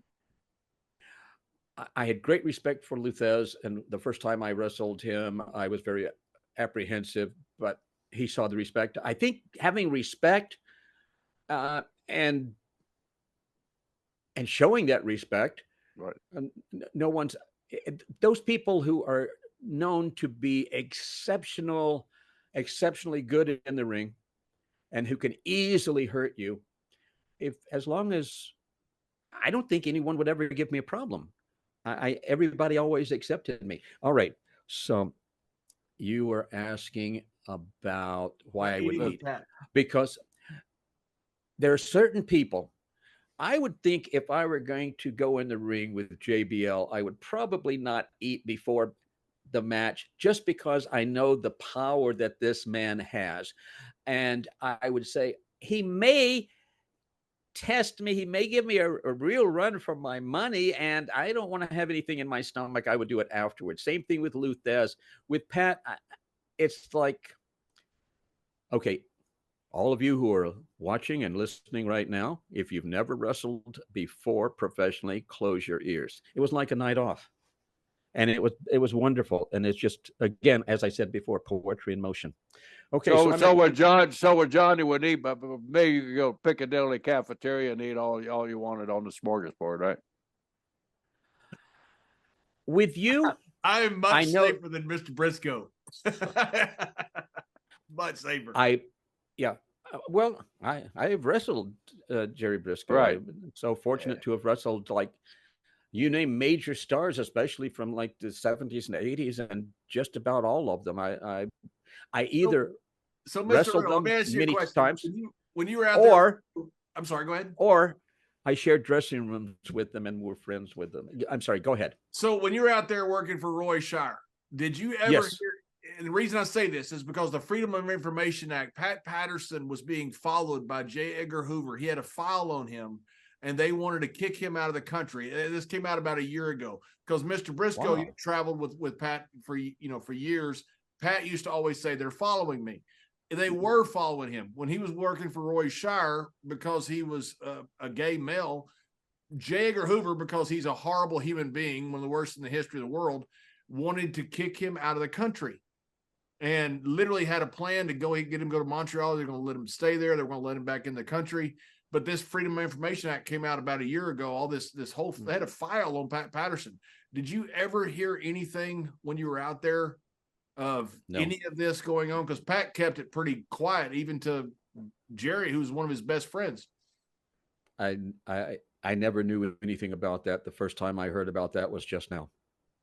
Yeah, it's an amazing story. It's absolutely blows your mind that this actually went on in our country by our head of the FBI, that he actually targeted one of our friends for no reason other than J. Edgar Hoover was a horrible human being.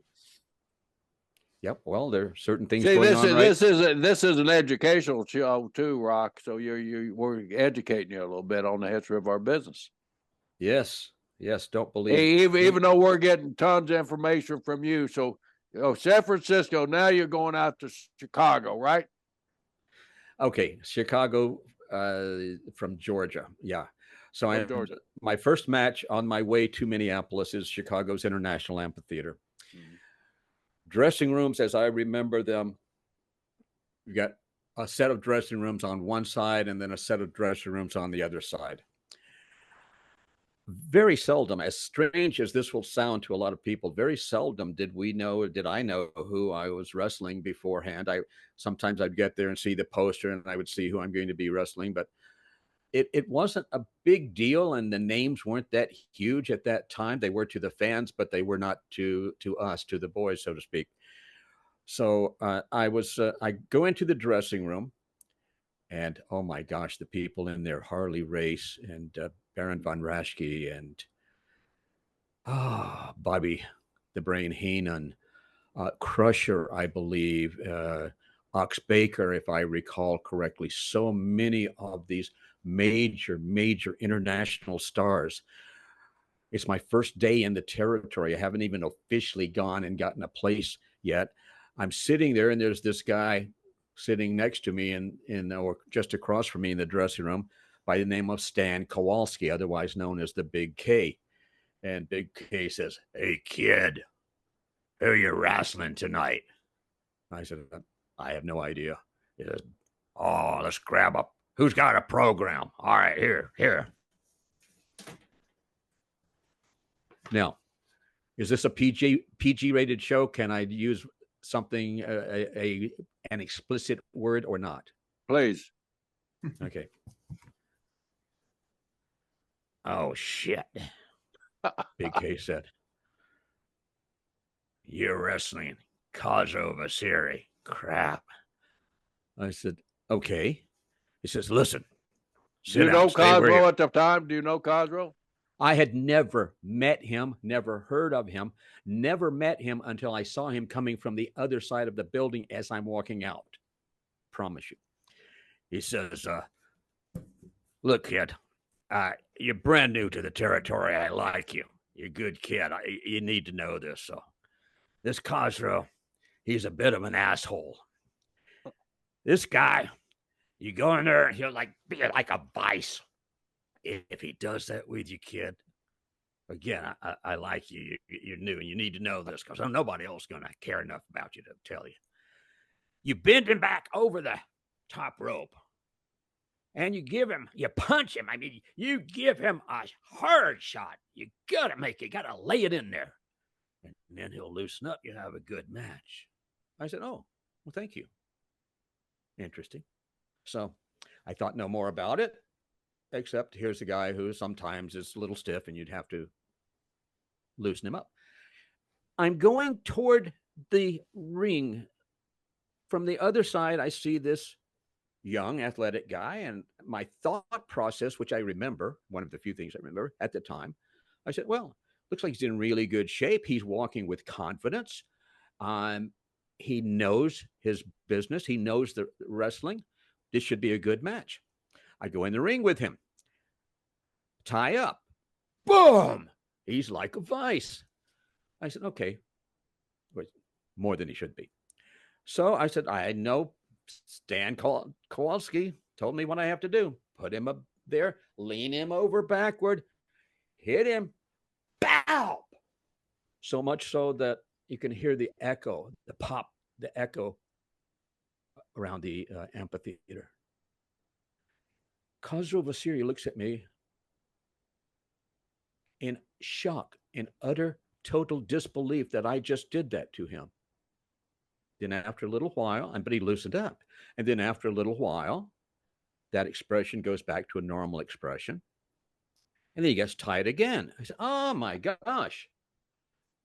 Let's do it again. Back him over the rope. Hit him harder this time, as pretty much as hard as I could without doing damage. Like maybe to my own arm, but anyway. For the entire rest of the match, his jaw is dropped. He is looking at me again in utter, total disbelief. Match was fine. And as I'm walking back to the dressing room, I'm shocked. I'm really surprised because here are all these famous wrestlers standing outside the dressing room. And one's looking to the other side. Some are smiling, some are laughing. And here are all these people, and I have no idea. I look to see, is this a wardrobe malfunction? What the heck are they laughing at? Did I do something wrong? I don't know. I went into the dressing room. Stan Kowalski's the only person left in the dressing room. Everyone else was out there watching the match. And Stan says, do you know who you just wrestled? He said, that's Khosrow Vaziri. He was a personal bodyguard to the Shah of Iran. He won a medal in the Olympics. He's one of the toughest sons of bitches on the planet. I thought they'd bring you back on a stretcher. I said, so Stan, in other words, welcome to the AWA. He said, welcome to the AWA, kid. Khosrow Vaziri could have twisted me into a pretzel or worse at any moment he chose. We became friends, and for a couple of years, there was like this mutual respect. And then after a couple of years, Khosrow was doing some sort of a public speaking thing, some sort of a fan fest thing. Bill Apter was there. And Bill Apter said, because I had told he's that evil guy that stole your jacket, by the way. He's the one there that you stole go. it. Yeah, Bill mentioned it to us on the down low that he stole your jacket. Yeah. Well, I will do him a favor and make him a couple of inches taller. How's that? Okay. But Bill Apter was doing. Don't try to get him on Zoom. It'll take a while. Okay. Bill said, Rock, would you come over and tell that story for the Iron Sheik here? Of course, Khosrow Vaziri became the Iron Sheik, for those people who don't know. I told the story. And Sheiky, I think it's the first time he realized that it was nowhere near an even match. And that so he loved the story. Then he used to ask me whenever he would see me where it's appropriate, he would say, tell that story. He was a great guy. And I very seldom had anyone ride with me. I had little green Karma Gia. But Khosrow and I became friends, and he would ride with me. I've got lots of stories about Khosrow and what have you, but I'm sorry he's gone. I'm sorry so many of the greats are gone.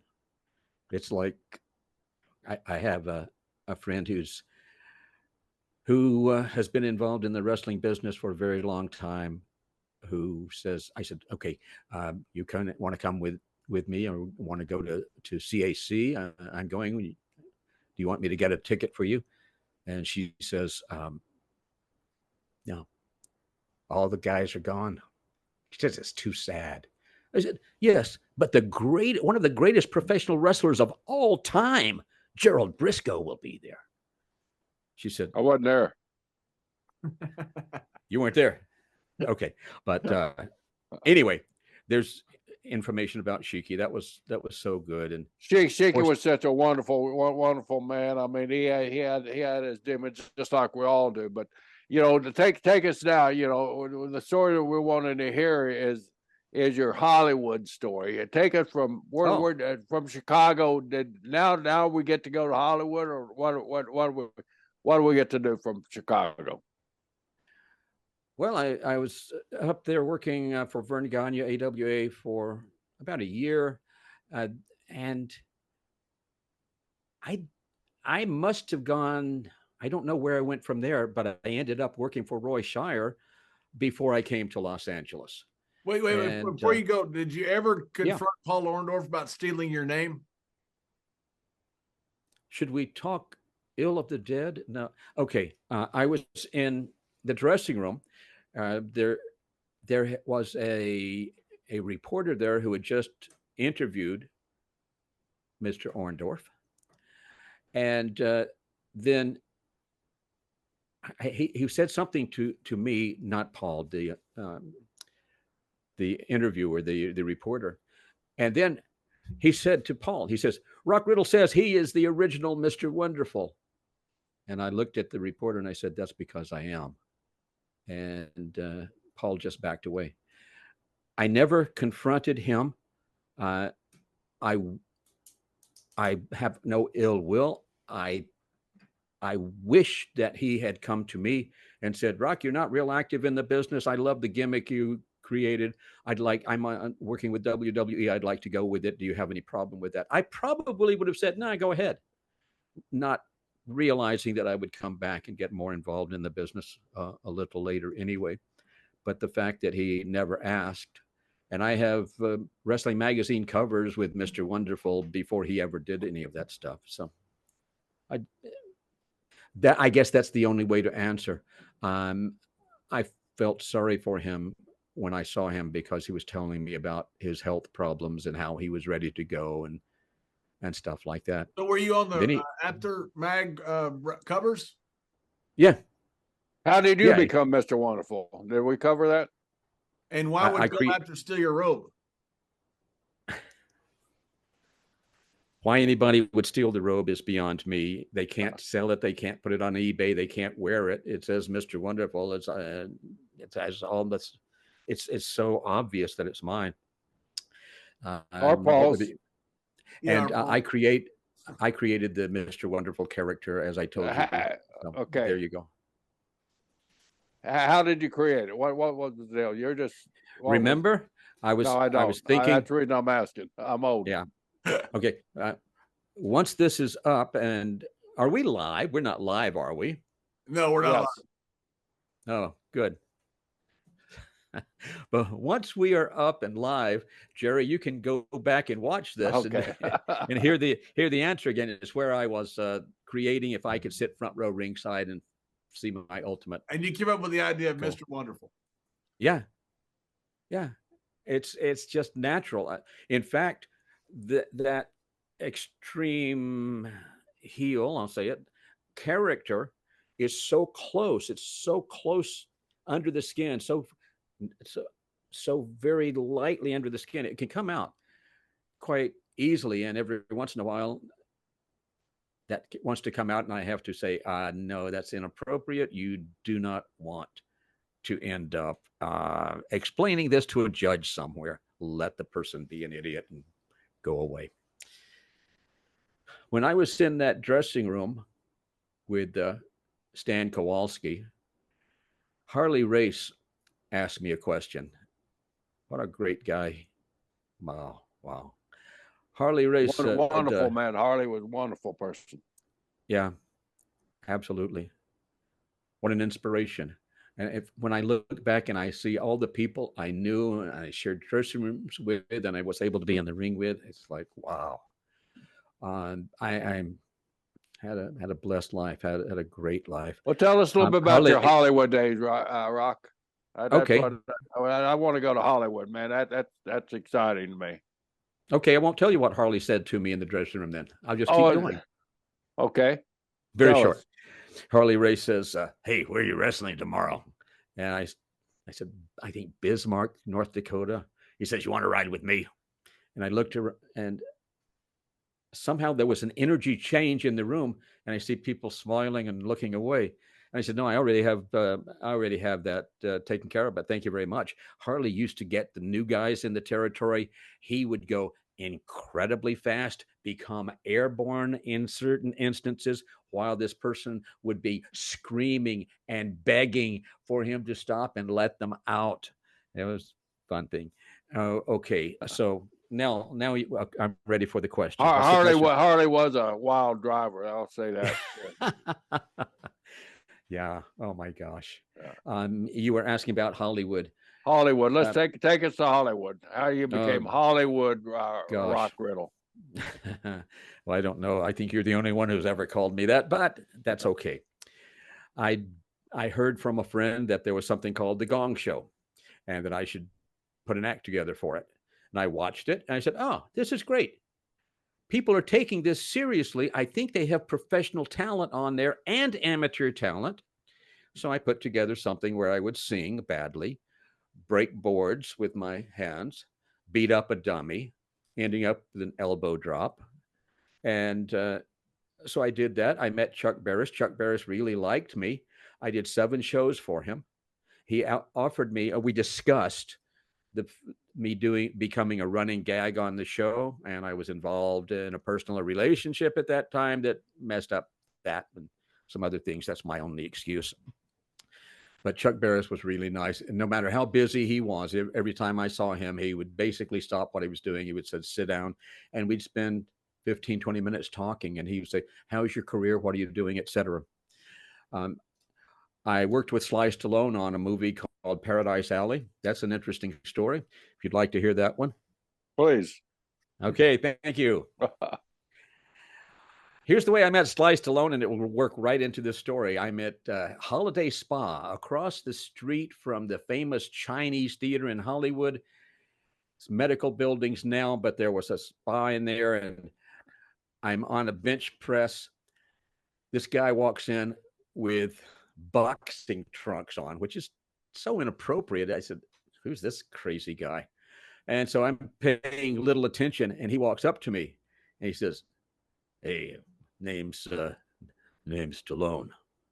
I said, "Okay. Well, gay guys have never been attracted to me, so I doubt that that's what it was.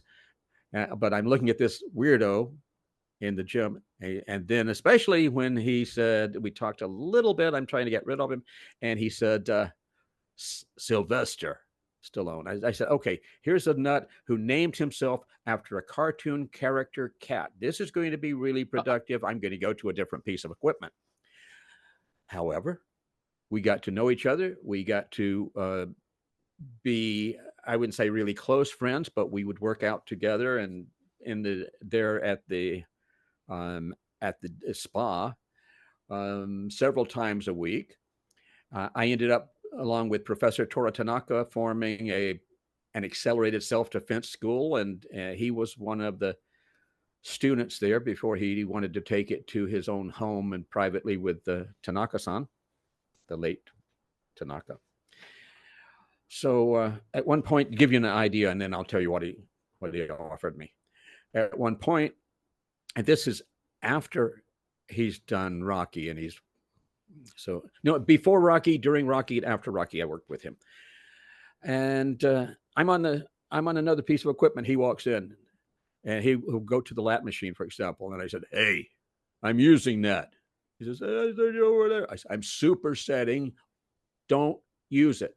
And he would go to a third piece of equipment. I said, "Hey, I'm using that too." He says, "I thought you were supersetting." I said, "I'm double supersetting." At that point, we start going back and forth. I get up. We're like nose to nose, but he's a little bit not quite as tall as me. So that's fun. I said, "Stand up when you talk to me, boy." People in the gym are standing up and literally backing away from us.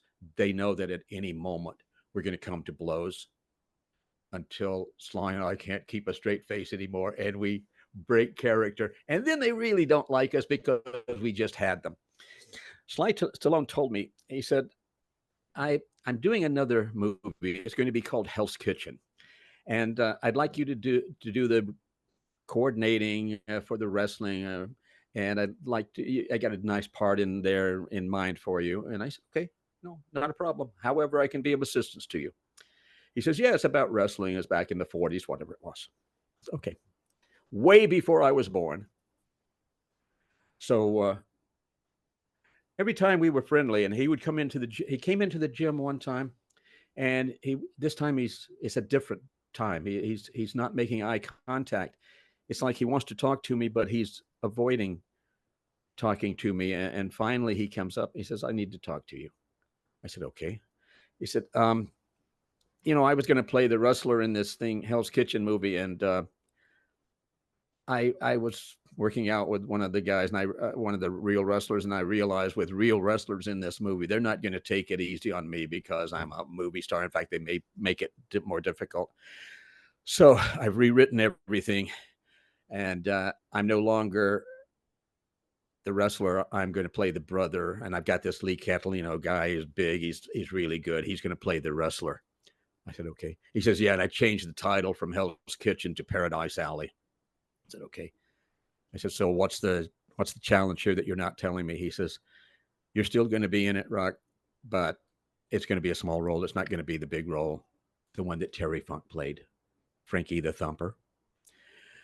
He says, "So it's not going to be that." And I said, "That's not a problem."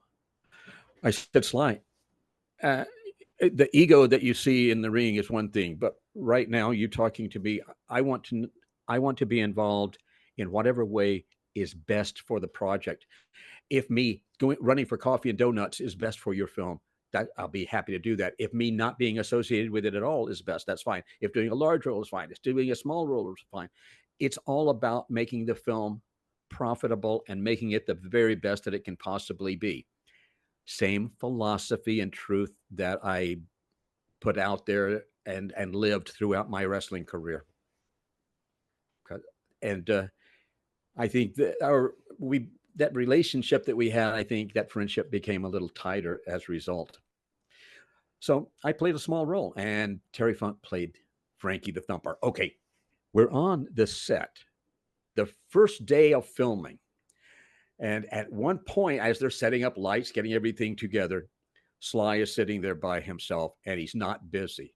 So I walked over to him and I said, "Sly, I got an idea." He looked up at me like, "Is this going to be a joke?" I said, "You want to hear it?" He says, "Okay." I said, "Sly, remember Rocky when you've got this dynamic music? Boom, boom, boom, boom, boom, boom, boom, boom, boom, boom, boom, boom." He says, "Yeah, I remember." I said, "And then across the screen, ROCKY moves across the screen." He says, "Yeah." I said, "All right, how's this as an idea for Paradise Alley? Much more dynamic music. Whoa, much more exciting. And the ROCK, you stop. ROCK, rock. Then RIDDLE, riddle. Now the only thing on the screen is Rock Riddle, and it flashes Rock Riddle, Rock Riddle, Rock Riddle, and the next card, starring in Paradise Alley, and in parentheses under Paradise Alley, also featuring S. Stallone. What do you think? Sly has a sense of humor that is probably a little more extreme than mine, if that's possible. So he says, "Okay,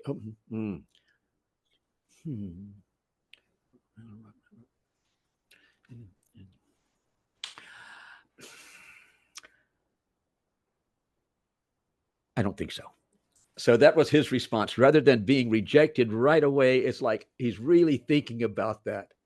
So with my book, I've got to go back, and I had never got a picture with Sly Stallone. So I think I'm going to see over the next month or two if we can find a place that's convenient. And I think he's still on the West Coast right now, so that's easy for me. If he's in Miami or wherever he is, I'll say, I'll come to you. Come over, buy you lunch if you want. I just need a picture to put in the book. So I have a feeling it will be a very long lunch, catching up for a lot of years. What next would you like to hear? Well, the Hollywood then became your main career. They stayed out in Hollywood, and what are you doing now? All that different stuff. Okay, I'm a publicist. I'm a very, very good publicist. I'm not looking for any clients. I'm also expensive. Hey, wait a minute. Would you take Mr. Brisco on? Please. I'm also very expensive. Okay, he can afford it.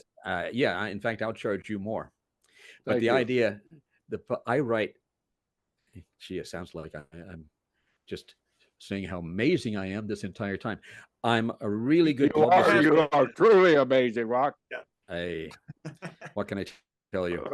I write great press releases. Write a press release for this show. Would you just right off the top of your head? Off the top, the three of us, right. Oh, yeah. Just ad lib us a great press release. And John will send you a check. Okay. Yeah. Ask me how long it takes me to write a 400-word press release. I don't want 400 words. I just want a quick one that John can afford. 29 words. No. It takes me 4 days to you're write. You're not going to publicize us. I mean, it's your show. This is a rock show. Do you I will publicize it's not young rock. It's not young rock. It's old rock. It's the rock. The rock. Or old rock. The rock. The rock. The rock. The rock show featuring Rock Riddle and John Layfield and Gerald Brisco. Yep. ROCK Riddle and Layfield. Flashing. Yes, Atta Johnson, the Rock's mom, had just finished, and I'll come back. So you're not going to do us we're not going to do it. It takes me 4 days. It takes 4 days for me. How long would it take for like a 34-word press release? Not 400, 34 words. I've never written something like that. And I'm sorry. Don't know. No, mine are usually 400 words and thereabouts. I have 3 times. I have been the most read. I have written the most read press release of the week. 1 year. And what, Rock? In hundreds, if not hundreds of thousands of press releases. What was your biggest press release that was the most read? I don't know. I'll have to go back and look. Well, you want to hear an interesting story? I want to hear one of your top 10. One of your top 10 of press releases. What was it? For who? For actors, for actresses, for just one of your top 10 for anybody. For wrestling. Anybody. Your top, what was your favorite? Don't put it that. What was your favorite press release you ever? My favorite. It's not about the show, probably. I should do a press release about this show. Yeah, that's what we just said. We want you to do one so we can be on the pair with the big guys. Yeah. I'll do a press release. We'd be bigger than Joe Rogan. Oh, he's going to do it. Yeah, make us bigger than Joe Rogan. Yeah, we want to be bigger than Joe Rogan. Good luck. Okay, even with me. Good luck. We got you to get a press release. Of course, it'll be good. Have you ever been on the Joe Rogan show? No. Well, we topped him. We already topped him. Now all we need is a press release. Yep. There you go. A press release. You see, I'm going to do a press release now for you as a gift. That means I am paying. I am literally paying for the publishing and distribution of the press release. Oh, I just told people. You got that on air right there, don't you, John? Yep, we got that on air. We got that recorded. We appreciate it. Yes. Thank you. Is it going to be 400 words? It will be around 400 words. Awesome. And people will feel so bad when they actually watch the show because they'll come on the show to watch Rock Riddle and they'll say, he keeps getting interrupted. I was interested in his answer, and he keeps getting interrupted, and they think it's funny. Your answers, we asked you about your favorite press release, and you didn't give us one. I'm not going to give you one. I'll give you a title. Come on. How about this? I'll get the headline has to be incredible so that people will actually read the press release. It has to get the people's attention. Okay, what's your biggest headline? More. The biggest headline was never used. But I'll tell you what the biggest. No. because the How could it client be the biggest headline if it was never used? the client did not approve it. Okay, Who was the I client? was a wrestling promotion in Oregon, based out of Oregon. So this guy hired me as a publicist, and he says, his mother had passed away. He had millions of dollars that had come to him. He wanted to become really big. He says, I want to grow so big and make so much money that WWE comes to me to buy me out. I said, okay, I can get you a tremendous amount of publicity and get you on all sorts of talk shows and interviews, et cetera. I will present it to you. It's going to be really hard hitting, and think about it. Really think about it before you say, yes, go ahead. So here was the headline. Step aside, sports entertainment. Professional wrestling is back. They said no. I said, this is a confrontation, a direct assault on WWE and Vince McMahon. I said, you'll get a hell of a lot of publicity, but are you willing to take the risk that's associated with this? He said, no. I said, okay, then we'll talk about how this wrestling promotion buys pizza for the audience. Okay, we'll go with that one. But that was something like that just creates such a buzz all over everywhere. Would you agree? Okay, I've got an idea based on that, because of your genius. I've got an idea. How about step aside, Joe Rogan, John and Jerry are coming through.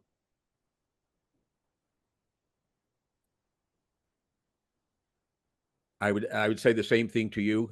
I'll answer it as though it's legitimate.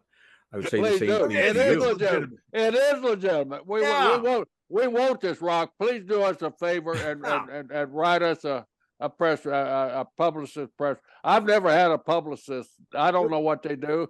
I don't know what your job is, but I'm looking forward to being publicist. A public. What would mine be? Okay, the publicist job, if you're the client, is to make you the center. To make you the center of the universe. Okay. And it just depends on how we wanted to promote it. Are you willing to say something that's really controversial where people would come in and want to say how much? Okay, great. See, so you do something like that.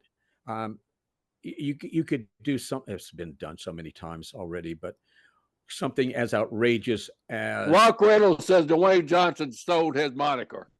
That's a great one. Big one right there. Oh, start with that. There we go. Yep. And then The Rock and Joe Rogan will have to come on our show. So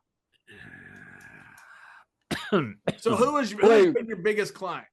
Who's your favorite client? I have a production company that has me on retainer right now. They have a world premiere red carpet screening at the Chinese Theater on Friday night, and that's in a film festival. And then they have. Can you get us invited? Do you want to go? Can you get our trash paid? No, if you don't mind. No, John will be in the Azores, so you'll have to fly up from the Azores. Yep. No, one of the things come to that way. One of the things I did as a publicist with my actors was get them on red carpets, get them on world premiere red carpets, get them interviewed, etc. So there's so much involved. Anyway, Atta Johnson was just interviewed a few years ago, and I happened to walk in on the end of her interview, Atta being The Rock's mom, and I said, "I was The Rock before The Rock was The Rock." She said, "Stop, cameraman, film this." Wow. So we did like 90 seconds. I was The Rock before The Rock was The Rock. I was the original. I am the original Mr. Wonderful before the imposter came out. And we started doing all this stuff. And at one point, she said, "You are atrocious. My boy Rock is the only real Rock. And I said, come over here closer and say that. She came over and she was looking at us, and I turned to her. I said, she's the camera. We're looking like this with our heads together, and we say, I said, Dwayne, we're running away together. And that was the end. And she sent that to her famous son. And now, well, I've heard her say this several times. She'll say, Rock Riddle and I made a movie together. Well, it was like a 90-second video, but what can I tell you? Very, very nice lady. You did it for Anna and Rock, but you won't do it for John and I. You won't write us a publicist release. What's up with that? Yeah. We've had you on our show, too. Yeah, and we want to be on a red carpet. When's the last time you were on Young Rock? You would have been great on the Young Rock. You'd have been but great. See, he didn't invite you on there. We invited you on our show. We sure did. That's true. And I understand why. Because I feel like people told me, they said, why do you want to do that show? The ratings are so low. I said, they won't be after I'm on. Okay, there you go. Now do a little writing there and make us a low.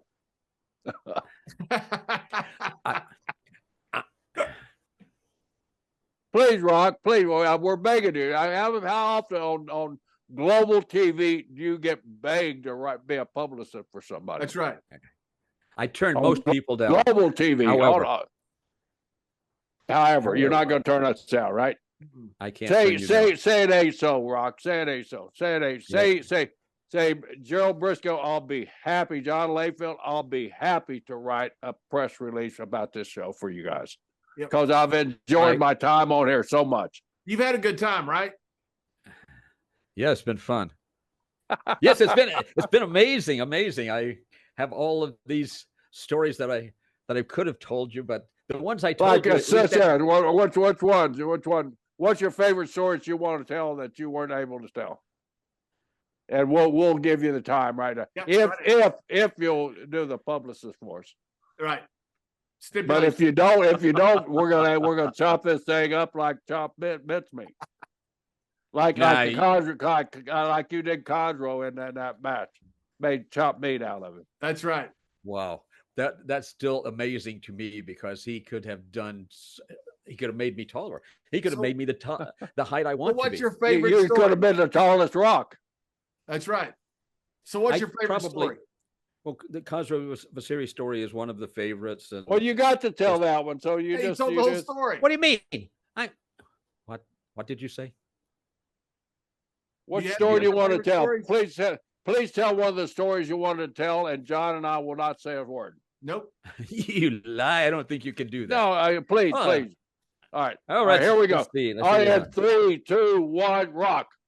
Go. I was working out of Mobile, Alabama, live television. And again, no 6-second or 10-second delay. When I say it, it's there. This was the most fun of just about anything in the wrestling business because we knew what we could say and how they could not stop it. I was working a program with Ricky Fields. Lee Fields was the promoter. This was his son. Lee was one of the very few people who was smaller than me. Of course, I'm 6'2", 236. Yeah, I wish. So I was doing a live promo. Ricky Fields is standing in the corner, and I'm getting to him. I'm watching him. I'm looking at presenting it to the camera.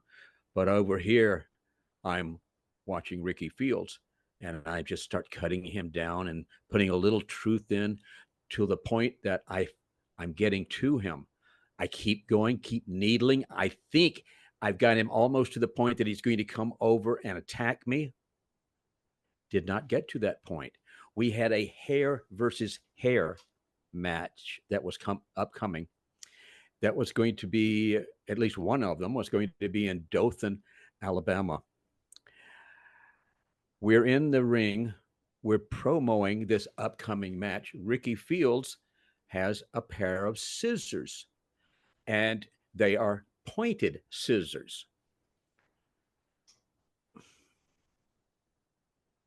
Or is it me? Excuse me. I have the scissors. And I'm going to cut his hair right there. And he goes like so. He just punches me. I react. Everything is real. Everything is the way it should be. I can tell you what it's like to get hit, even if I haven't gotten hit. And I feel this. Everything is real. So when he did that, the scissors went like this. I went like this. And when I went like this, the scissors flew through the air and landed in a lady's nose at ringside. I knew there was going to be some problems there. I knew there was a high probability of a lawsuit. And nothing happened that night. The promoter took care of that. That was Rocky McGuire was the local promoter. And then I was booked back in Dothan. And the comment was made, do you want to show up? We're going to book you in Dothan. Oh, we have booked you in Dothan. You're going to show up, right? I said, oh, okay. Here's another instance where this pair of scissors went into this lady's nose, and I'm sure there's going to be a lawsuit and stuff like that. So I got there. Rocky McGuire, promoter, said nothing. I'm waiting. I said, can you bring me up to? He says, talked about it later. So I'm a little concerned. And am I going to get sued? Am I going to be arrested that night, etc.? And then he came to me just before my match, and he says, you know, that lady wants to sue, the one who got the scissors in the nose. I said, yeah. He says, well, I had a talk with her, Rock. And I told her, she said, I want to sue the promoter. I'm going to sue Rock Riddle. And I told her, you have every right to sue. However, Rock Riddle did not throw the scissors that ended up in your nose. He was holding them. Ricky Fields is the one who punched him and caused the scissors. Ricky Fields caused those scissors to end up in your nose. You must, if you're going to sue, you need to sue Ricky Fields. And of course, him being a top good guy. She did not. So that's another story. That's just not maybe the most fascinating story in the world, but certainly another story. So now you'll write us a publicity story. Yeah. And we so didn't you got to tell the story. No. So, do you have another? Do you have another one of these stories? We'd like to build up credit. Okay, tell us another one. Tell us another one, Rock.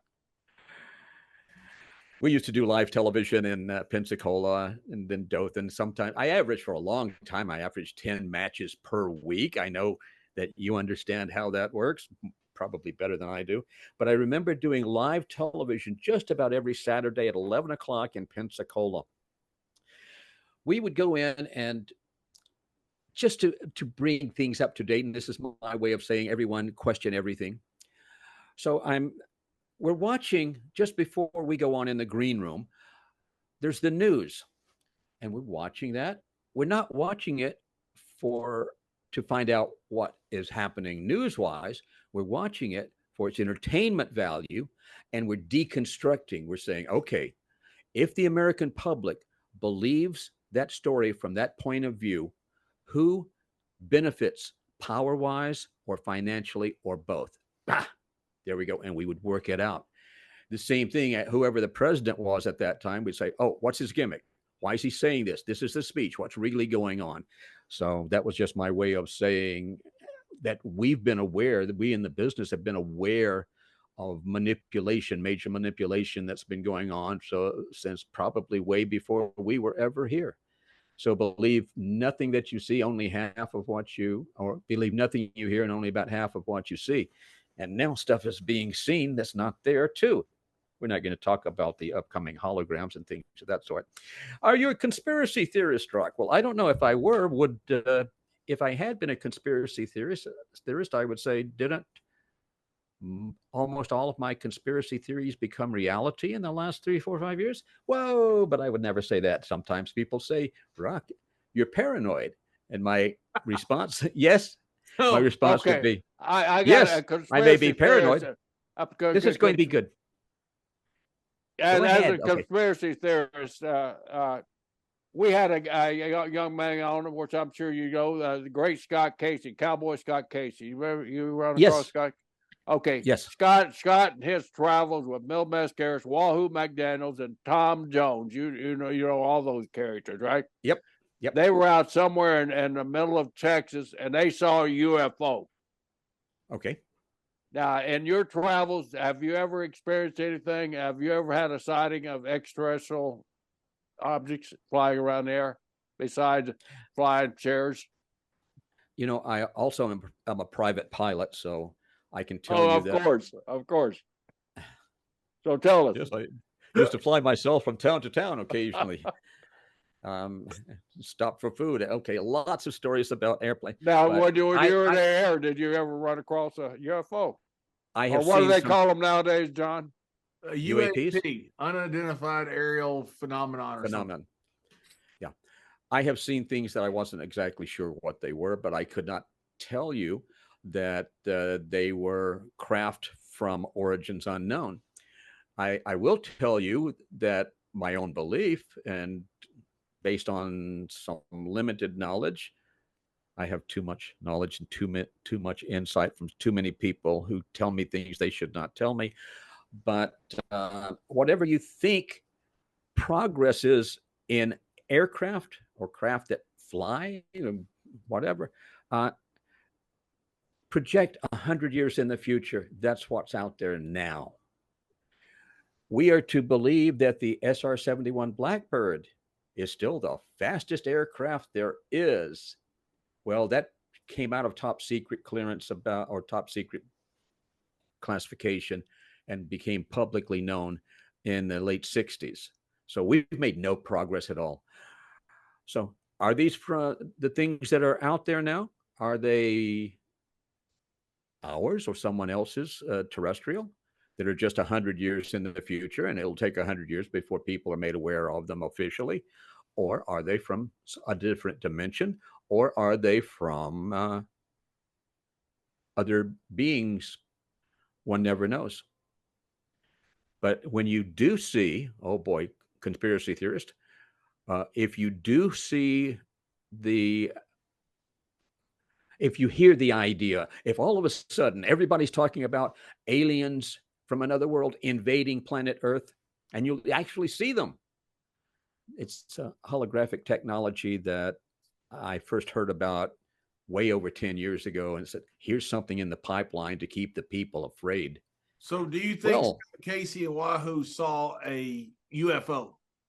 if they say they saw it, I would say probably so. Depends on were they taking any substances? Were they drinking? High probability, yes. High probability. Very, very high probability. Then that puts it into question. I can't tell you. The question. We're trying to find. I've gotten hold of Dos Caros, who's Alberto Del Rio's dad, through a friend, and asked about, did Mill ever tell you about the UFO? And he said, he laughed and he said, no, I never heard about it. So I'm not getting any backup on this, but I saw Scott Casey the other day, and he says that UFO story is 100% true. So we're not discounting or disbelieving what Scott Casey said. I believe it's true myself. Yeah, I'm in the middle. I can see. I think it would be really amazingly unnatural, unusual. The odds are tremendously against it that of all of the billions of stars and planets out there, that this is the only one where life has evolved to the semi-intelligent life that we see on this planet right now. Wait a minute. This is the only one that has Mr. Brisco on it. Well, that's true. I hope so. I do too.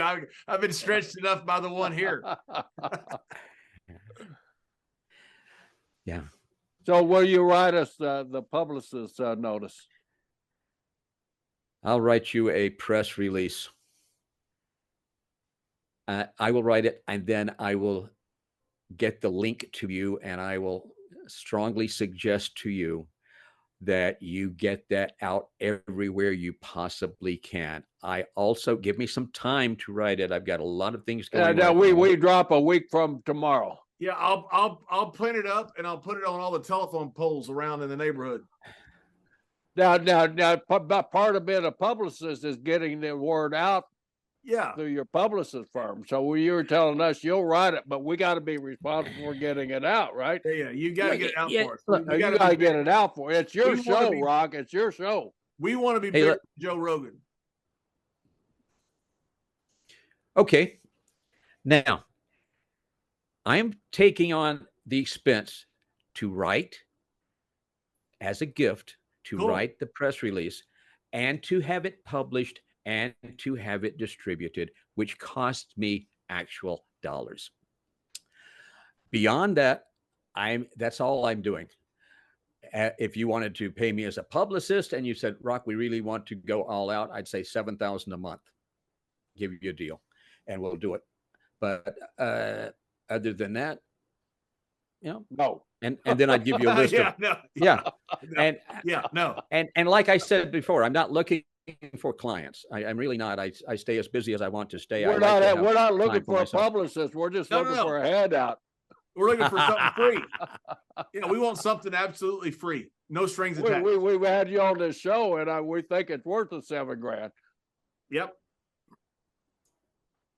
Now, to have you on the show, we would pay you $7,000 to have you on the show. We're going to be bigger than Joe. Okay. Okay. I want my $7,000. I was only going to charge you $1,700 for today, which is my typical honorarium. But if you'd like to pay me more, that's okay. Well, no, we'll pay you after the fact, after you write the publicity letter and all that. I mean, that's Hollywood. Hollywood. All right. Do you want to do this now? Do you want me to ask you questions so I can get this done? Sure, or should we do that not in the show? Sure. Ask us anything you want, Rock. How is the viewership of this so far? We're huge. Define huge. Astronomical. Define astronomical. Can you put it in a number, or would you rather not? We have. We don't want to embarrass Joe Rogan or we don't want Pritchard or any of those guys. There's like Joe Rogan and like Bruce Pritchard has a podcast. We don't want to embarrass those guys, So we don't. And our friend Bruce Pritchard has a big podcast as well. We don't embarrass those guys. Yeah, I guess it's above average. Let's say it's above average. I guess I had a choice of doing Bruce Pritchard's podcast or doing yours, and you chose the better. You made the right decision. Great decision. Well, yes, thank you. Okay, is more questions? We're open to them. Yep. Well, I have one question that I always ask when people ask me if I have any questions, and that is this: what is the airspeed velocity of an unladen swallow? 32 miles an hour. Wrong. John, you're wrong. It's 27 3/4. Wrong. Sorry, if either of you had gotten that correct, I would have felt so much better about donating my time. Those 4 days it takes for me to write. Brilliant. 4 days. 4 days. I thought you were good. I thought you were a professional. Yep. That's why it takes 4 days. I can write you something now that's long, but it's the compressing of it. Remember the Thomas Jefferson and et cetera story? Ben Franklin, yeah. Oh, you remembered. I was testing you. Got it. But if I'm going to go to the trouble of doing that seriously, every word is important. And we have to get people to read it. We have to, we'll put links in there. We can do all sorts of different things in the press release. And then we have links. Yep, we got links. Those little tiny cats, huh? We have them. Yep, we have those little links. Yeah. What else would you like to know about me? You're asking the questions now. Well, I thought that I can talk about anything. I thought we were limited on time, but if you'd like to go, I'll go.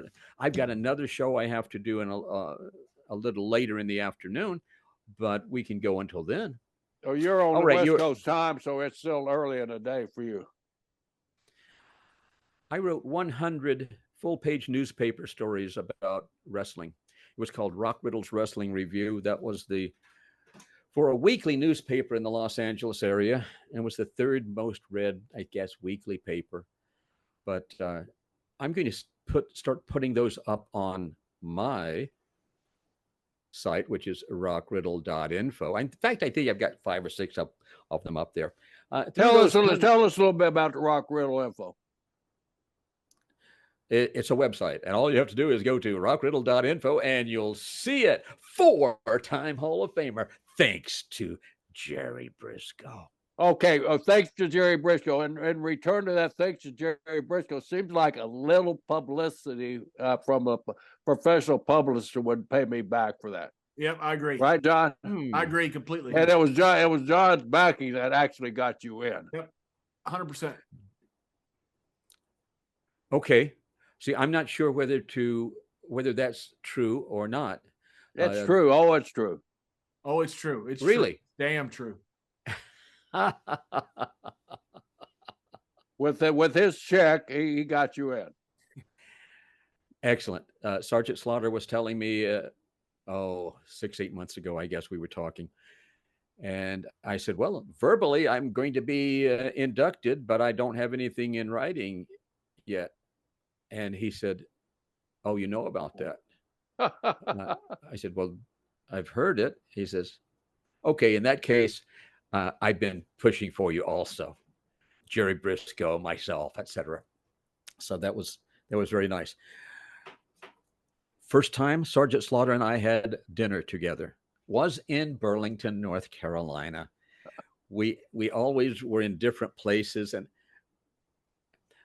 I look at me and I say, okay, I achieved a certain amount of success in this industry, certainly as much as I was looking for, and went above sometimes. And then I have people I look up to, and it's like, wow, JBL will actually talk to me. That's cool. Do it. But like Sergeant Slaughter, we would see each other at different places over the last 8 or 10 years. And I said, oh, he's being nice to me. That's nice. I don't think he knows really who I am, but that's nice. He was doing a podcast and he started to say, isn't that true, Rock Riddle? And because I'm in the audience. And I said, oh, that's nice. And then for whatever reason, we were talking and I said, we need to get together for dinner. He says, absolutely. So we got together for dinner in Burlington. And the first thing that he said when he sat down with me, the reason this means something is because I look at him as one of the most visible people in the world. And it's like Sergeant Slaughter, everybody knows who Sergeant Slaughter is. Rock Riddle, who? So when we sat down to dinner, he says, first thing he says, Rock, I'm a fan of yours. I don't know how to react. And then he told me, he says, no, we were always in different places, but I followed your career and we have mutual friends. I said, like Roddy Piper? He says, yeah, but Pat Patterson, Pat always had great things to say about you. And I said, wow. And now Sergeant Slaughter says he will do the foreword in my book. So that's pretty cool. Pretty cool. Okay. Oh, wow. So because of my friendship with Sergeant Slaughter, he's going to do the forward in your book, but you won't write John and I a publicist letter and distribute it. Does Sergeant Slaughter know that you and he are friends? Yeah, I think so. I think so. Anyway, you mentioned a great friend. One more story, a Roddy Piper story, and we know you got another podcast coming up. So give us a great Roddy Piper story. I was working in the Olympic Auditorium. Garibaldi. First name. Leo, thank you. Hey, I'm the old guy here. Yeah, Leo was booking. And Leo came to me. They were doing live television. Again, not 6-second delay or 10-second delay, but actually live. And Leo... Live. Leo, yeah, live. Leo Garibaldi came into the dressing room. He says, Rock, we got this wrestler in, Java Rook, Arab gimmick. He's good in the ring. He's not good on the microphone. He needs a manager. We want you to manage him. We want you to go out and do this interview with him. He's going to be on live television. And I said, I don't think so. I said, okay, you want to stay mid-card forever? This is main event. This is main event money. I said, Leo, let me tell you what else it is. Thank you. I appreciate it. I'm very honored that you would consider me and bring this to me. However, at the Olympic Auditorium, there are 4 police, 2 stay at the snack bar. The other 2 are terrified of the audience. There is no protection. You want me to sit with my back in a suit, with my back to a hostile audience, when Chavo was destroying Chavo Guerrero, and I hand him an instrument to use and stuff like that. My life was worth more. If you had really, really, really good protection, I would say sure, but you don't. And I'm going to pass. He says, Rock, live television, we need you to do it. He said, and I continued to resist. He says, just do it once. No. If you do something once, it's the same thing as just do this one favor for organized crime. Just the one. No, there's never just one. And I said, I got an idea, Leo. Let me go talk to someone, and I'll come back and I'll give you an idea. He says, Rock, we're going live pretty soon. I need you to be there. Okay. I went into the dressing room. There was a new kid in the territory who was a good guy at that point. His name was Roddy Piper. I had wrestled him. He was very good. I really enjoyed his ability in the ring and the confidence that he had. And I really liked him as a person. I went in his dressing room and I said, they just offered me the opportunity. They want me to manage Java Rook. And Roddy says, whoa, main event money. Excellent. I said, no, I don't think so. He said, man, I'd do anything to have that opportunity. I said, really? Because what I'm going to do, if you're serious, Roddy, I'm going to go back in and tell Leo that I'm going to pass, but you can do it. And he says, thank you. I said, please don't thank me. The first time you get stabbed as a result of this, it's not my fault. I do not want to thank you to thank me, but I will go back in and pitch it to Leo. He says, okay. Everything he could do without saying the words thank you again. I went back in and talked to Leo, and I said, Roddy Piper will do it. I'm not going to do it. And he says, okay, look at the amazing impact of this statement. He says, Rock, get with Roddy, tell him what to say, tell him how to do it, show him how to do this, and have him talk, and he'll go out there and do that. I went back, and Roddy and I threw a few suggestions at him, including Arab oil embargo, what the Sheik says, and stuff like that. But can you imagine that Leo Garibaldi would say, go get with Roddy and show him how to do a promo, show him how to do this. Of course, Roddy went on to become amazing. And I would say on a level that most professional wrestlers would never even dream of. So that was the thing with Roddy. And Roddy had, I have in storage, and I need to get it out and put it in like a trophy case, a gigantic sombrero that he wore. This is a few months after he started working with Java Rook, managing him. Who was Java Rook? I know who it was. I want you to tell me though. Oh gosh. Do you remember John? New York. I remember the name. Yeah. Johnny Rods. Johnny Rods. Yeah. RODZ. Yeah, he went out there for a short time, got over like crazy, and then we had Johnny on, and he told the story. Yeah, he left over what he claims, which I'm sure it was, a dispute over money. Very possibly, they were doing a lot of money, and of course, all of the wrestlers always complain about money. I think that seems to be something that's universal. And that's why they would have the wives out there clicking the house and stuff like that. So Roddy, maybe a few months later, he was wearing this enormous sombrero. It was something like a Mexican Independence Day celebration. It was a day of celebration for Mexico. So highly Hispanic audience there at the Olympic Auditorium. Roddy comes into the ring. He has his big sombrero on. He has his bagpipes, and he takes the microphone and says, today is a very special day. No, really, today I want to honor all of the Mexican people. Today is their Independence Day. I would like to play on my bagpipes the Mexican national anthem. And he played La Cucaracha. And he got stabbed that day. That could have been you.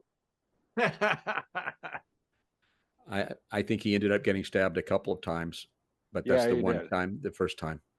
And then I think that leather jacket he had, I don't know if he actually had something in there to prevent knives or instruments from going through it or not. That was the rumor, but I never knew for sure. Yeah, kryptonite inserted in it. I was Well, at. Rock, we want to thank you for coming on the show. We greatly appreciate it. We took a ton of your time, but we loved hearing your stories and the fact that you're going to write our press release. To promote your show. That's right. If you just let people know that Rock Riddle is on your show. That's what we want you to do. We want Rock Riddle to let people know that you're on our show. Okay, I'm getting ideas as we're talking. I will. It don't matter, whatever the guy said. They're going to be brilliant. Why can I tell you? Okay, and here's something. Okay. JBL has a camera that's better than yours. You're fuzzy. You are fuzzy. I'm looking over there on that monitor at you, and you're fuzzy. I may be a little purplish, but you're fuzzy. What can I tell you?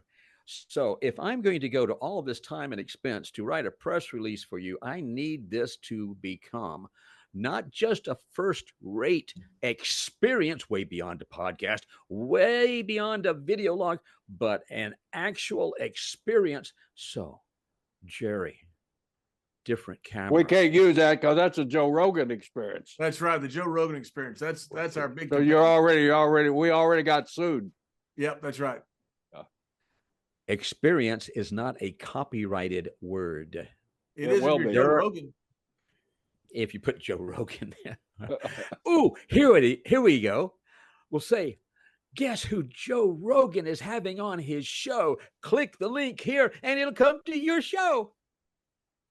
They'll watch this instead. And they'll say, this is not Joe Rogan. And they'll keep clicking on it because they think it's a mistake and they didn't click on it correctly. They'll look for other links that say Joe Rogan and they'll click on those and it will still come to this show. This is brilliant. I had nothing to do with it. It's their fault. Those two guys, I wash my hands of things like that. Thank you very much, Rock Riddle. Thank you. So that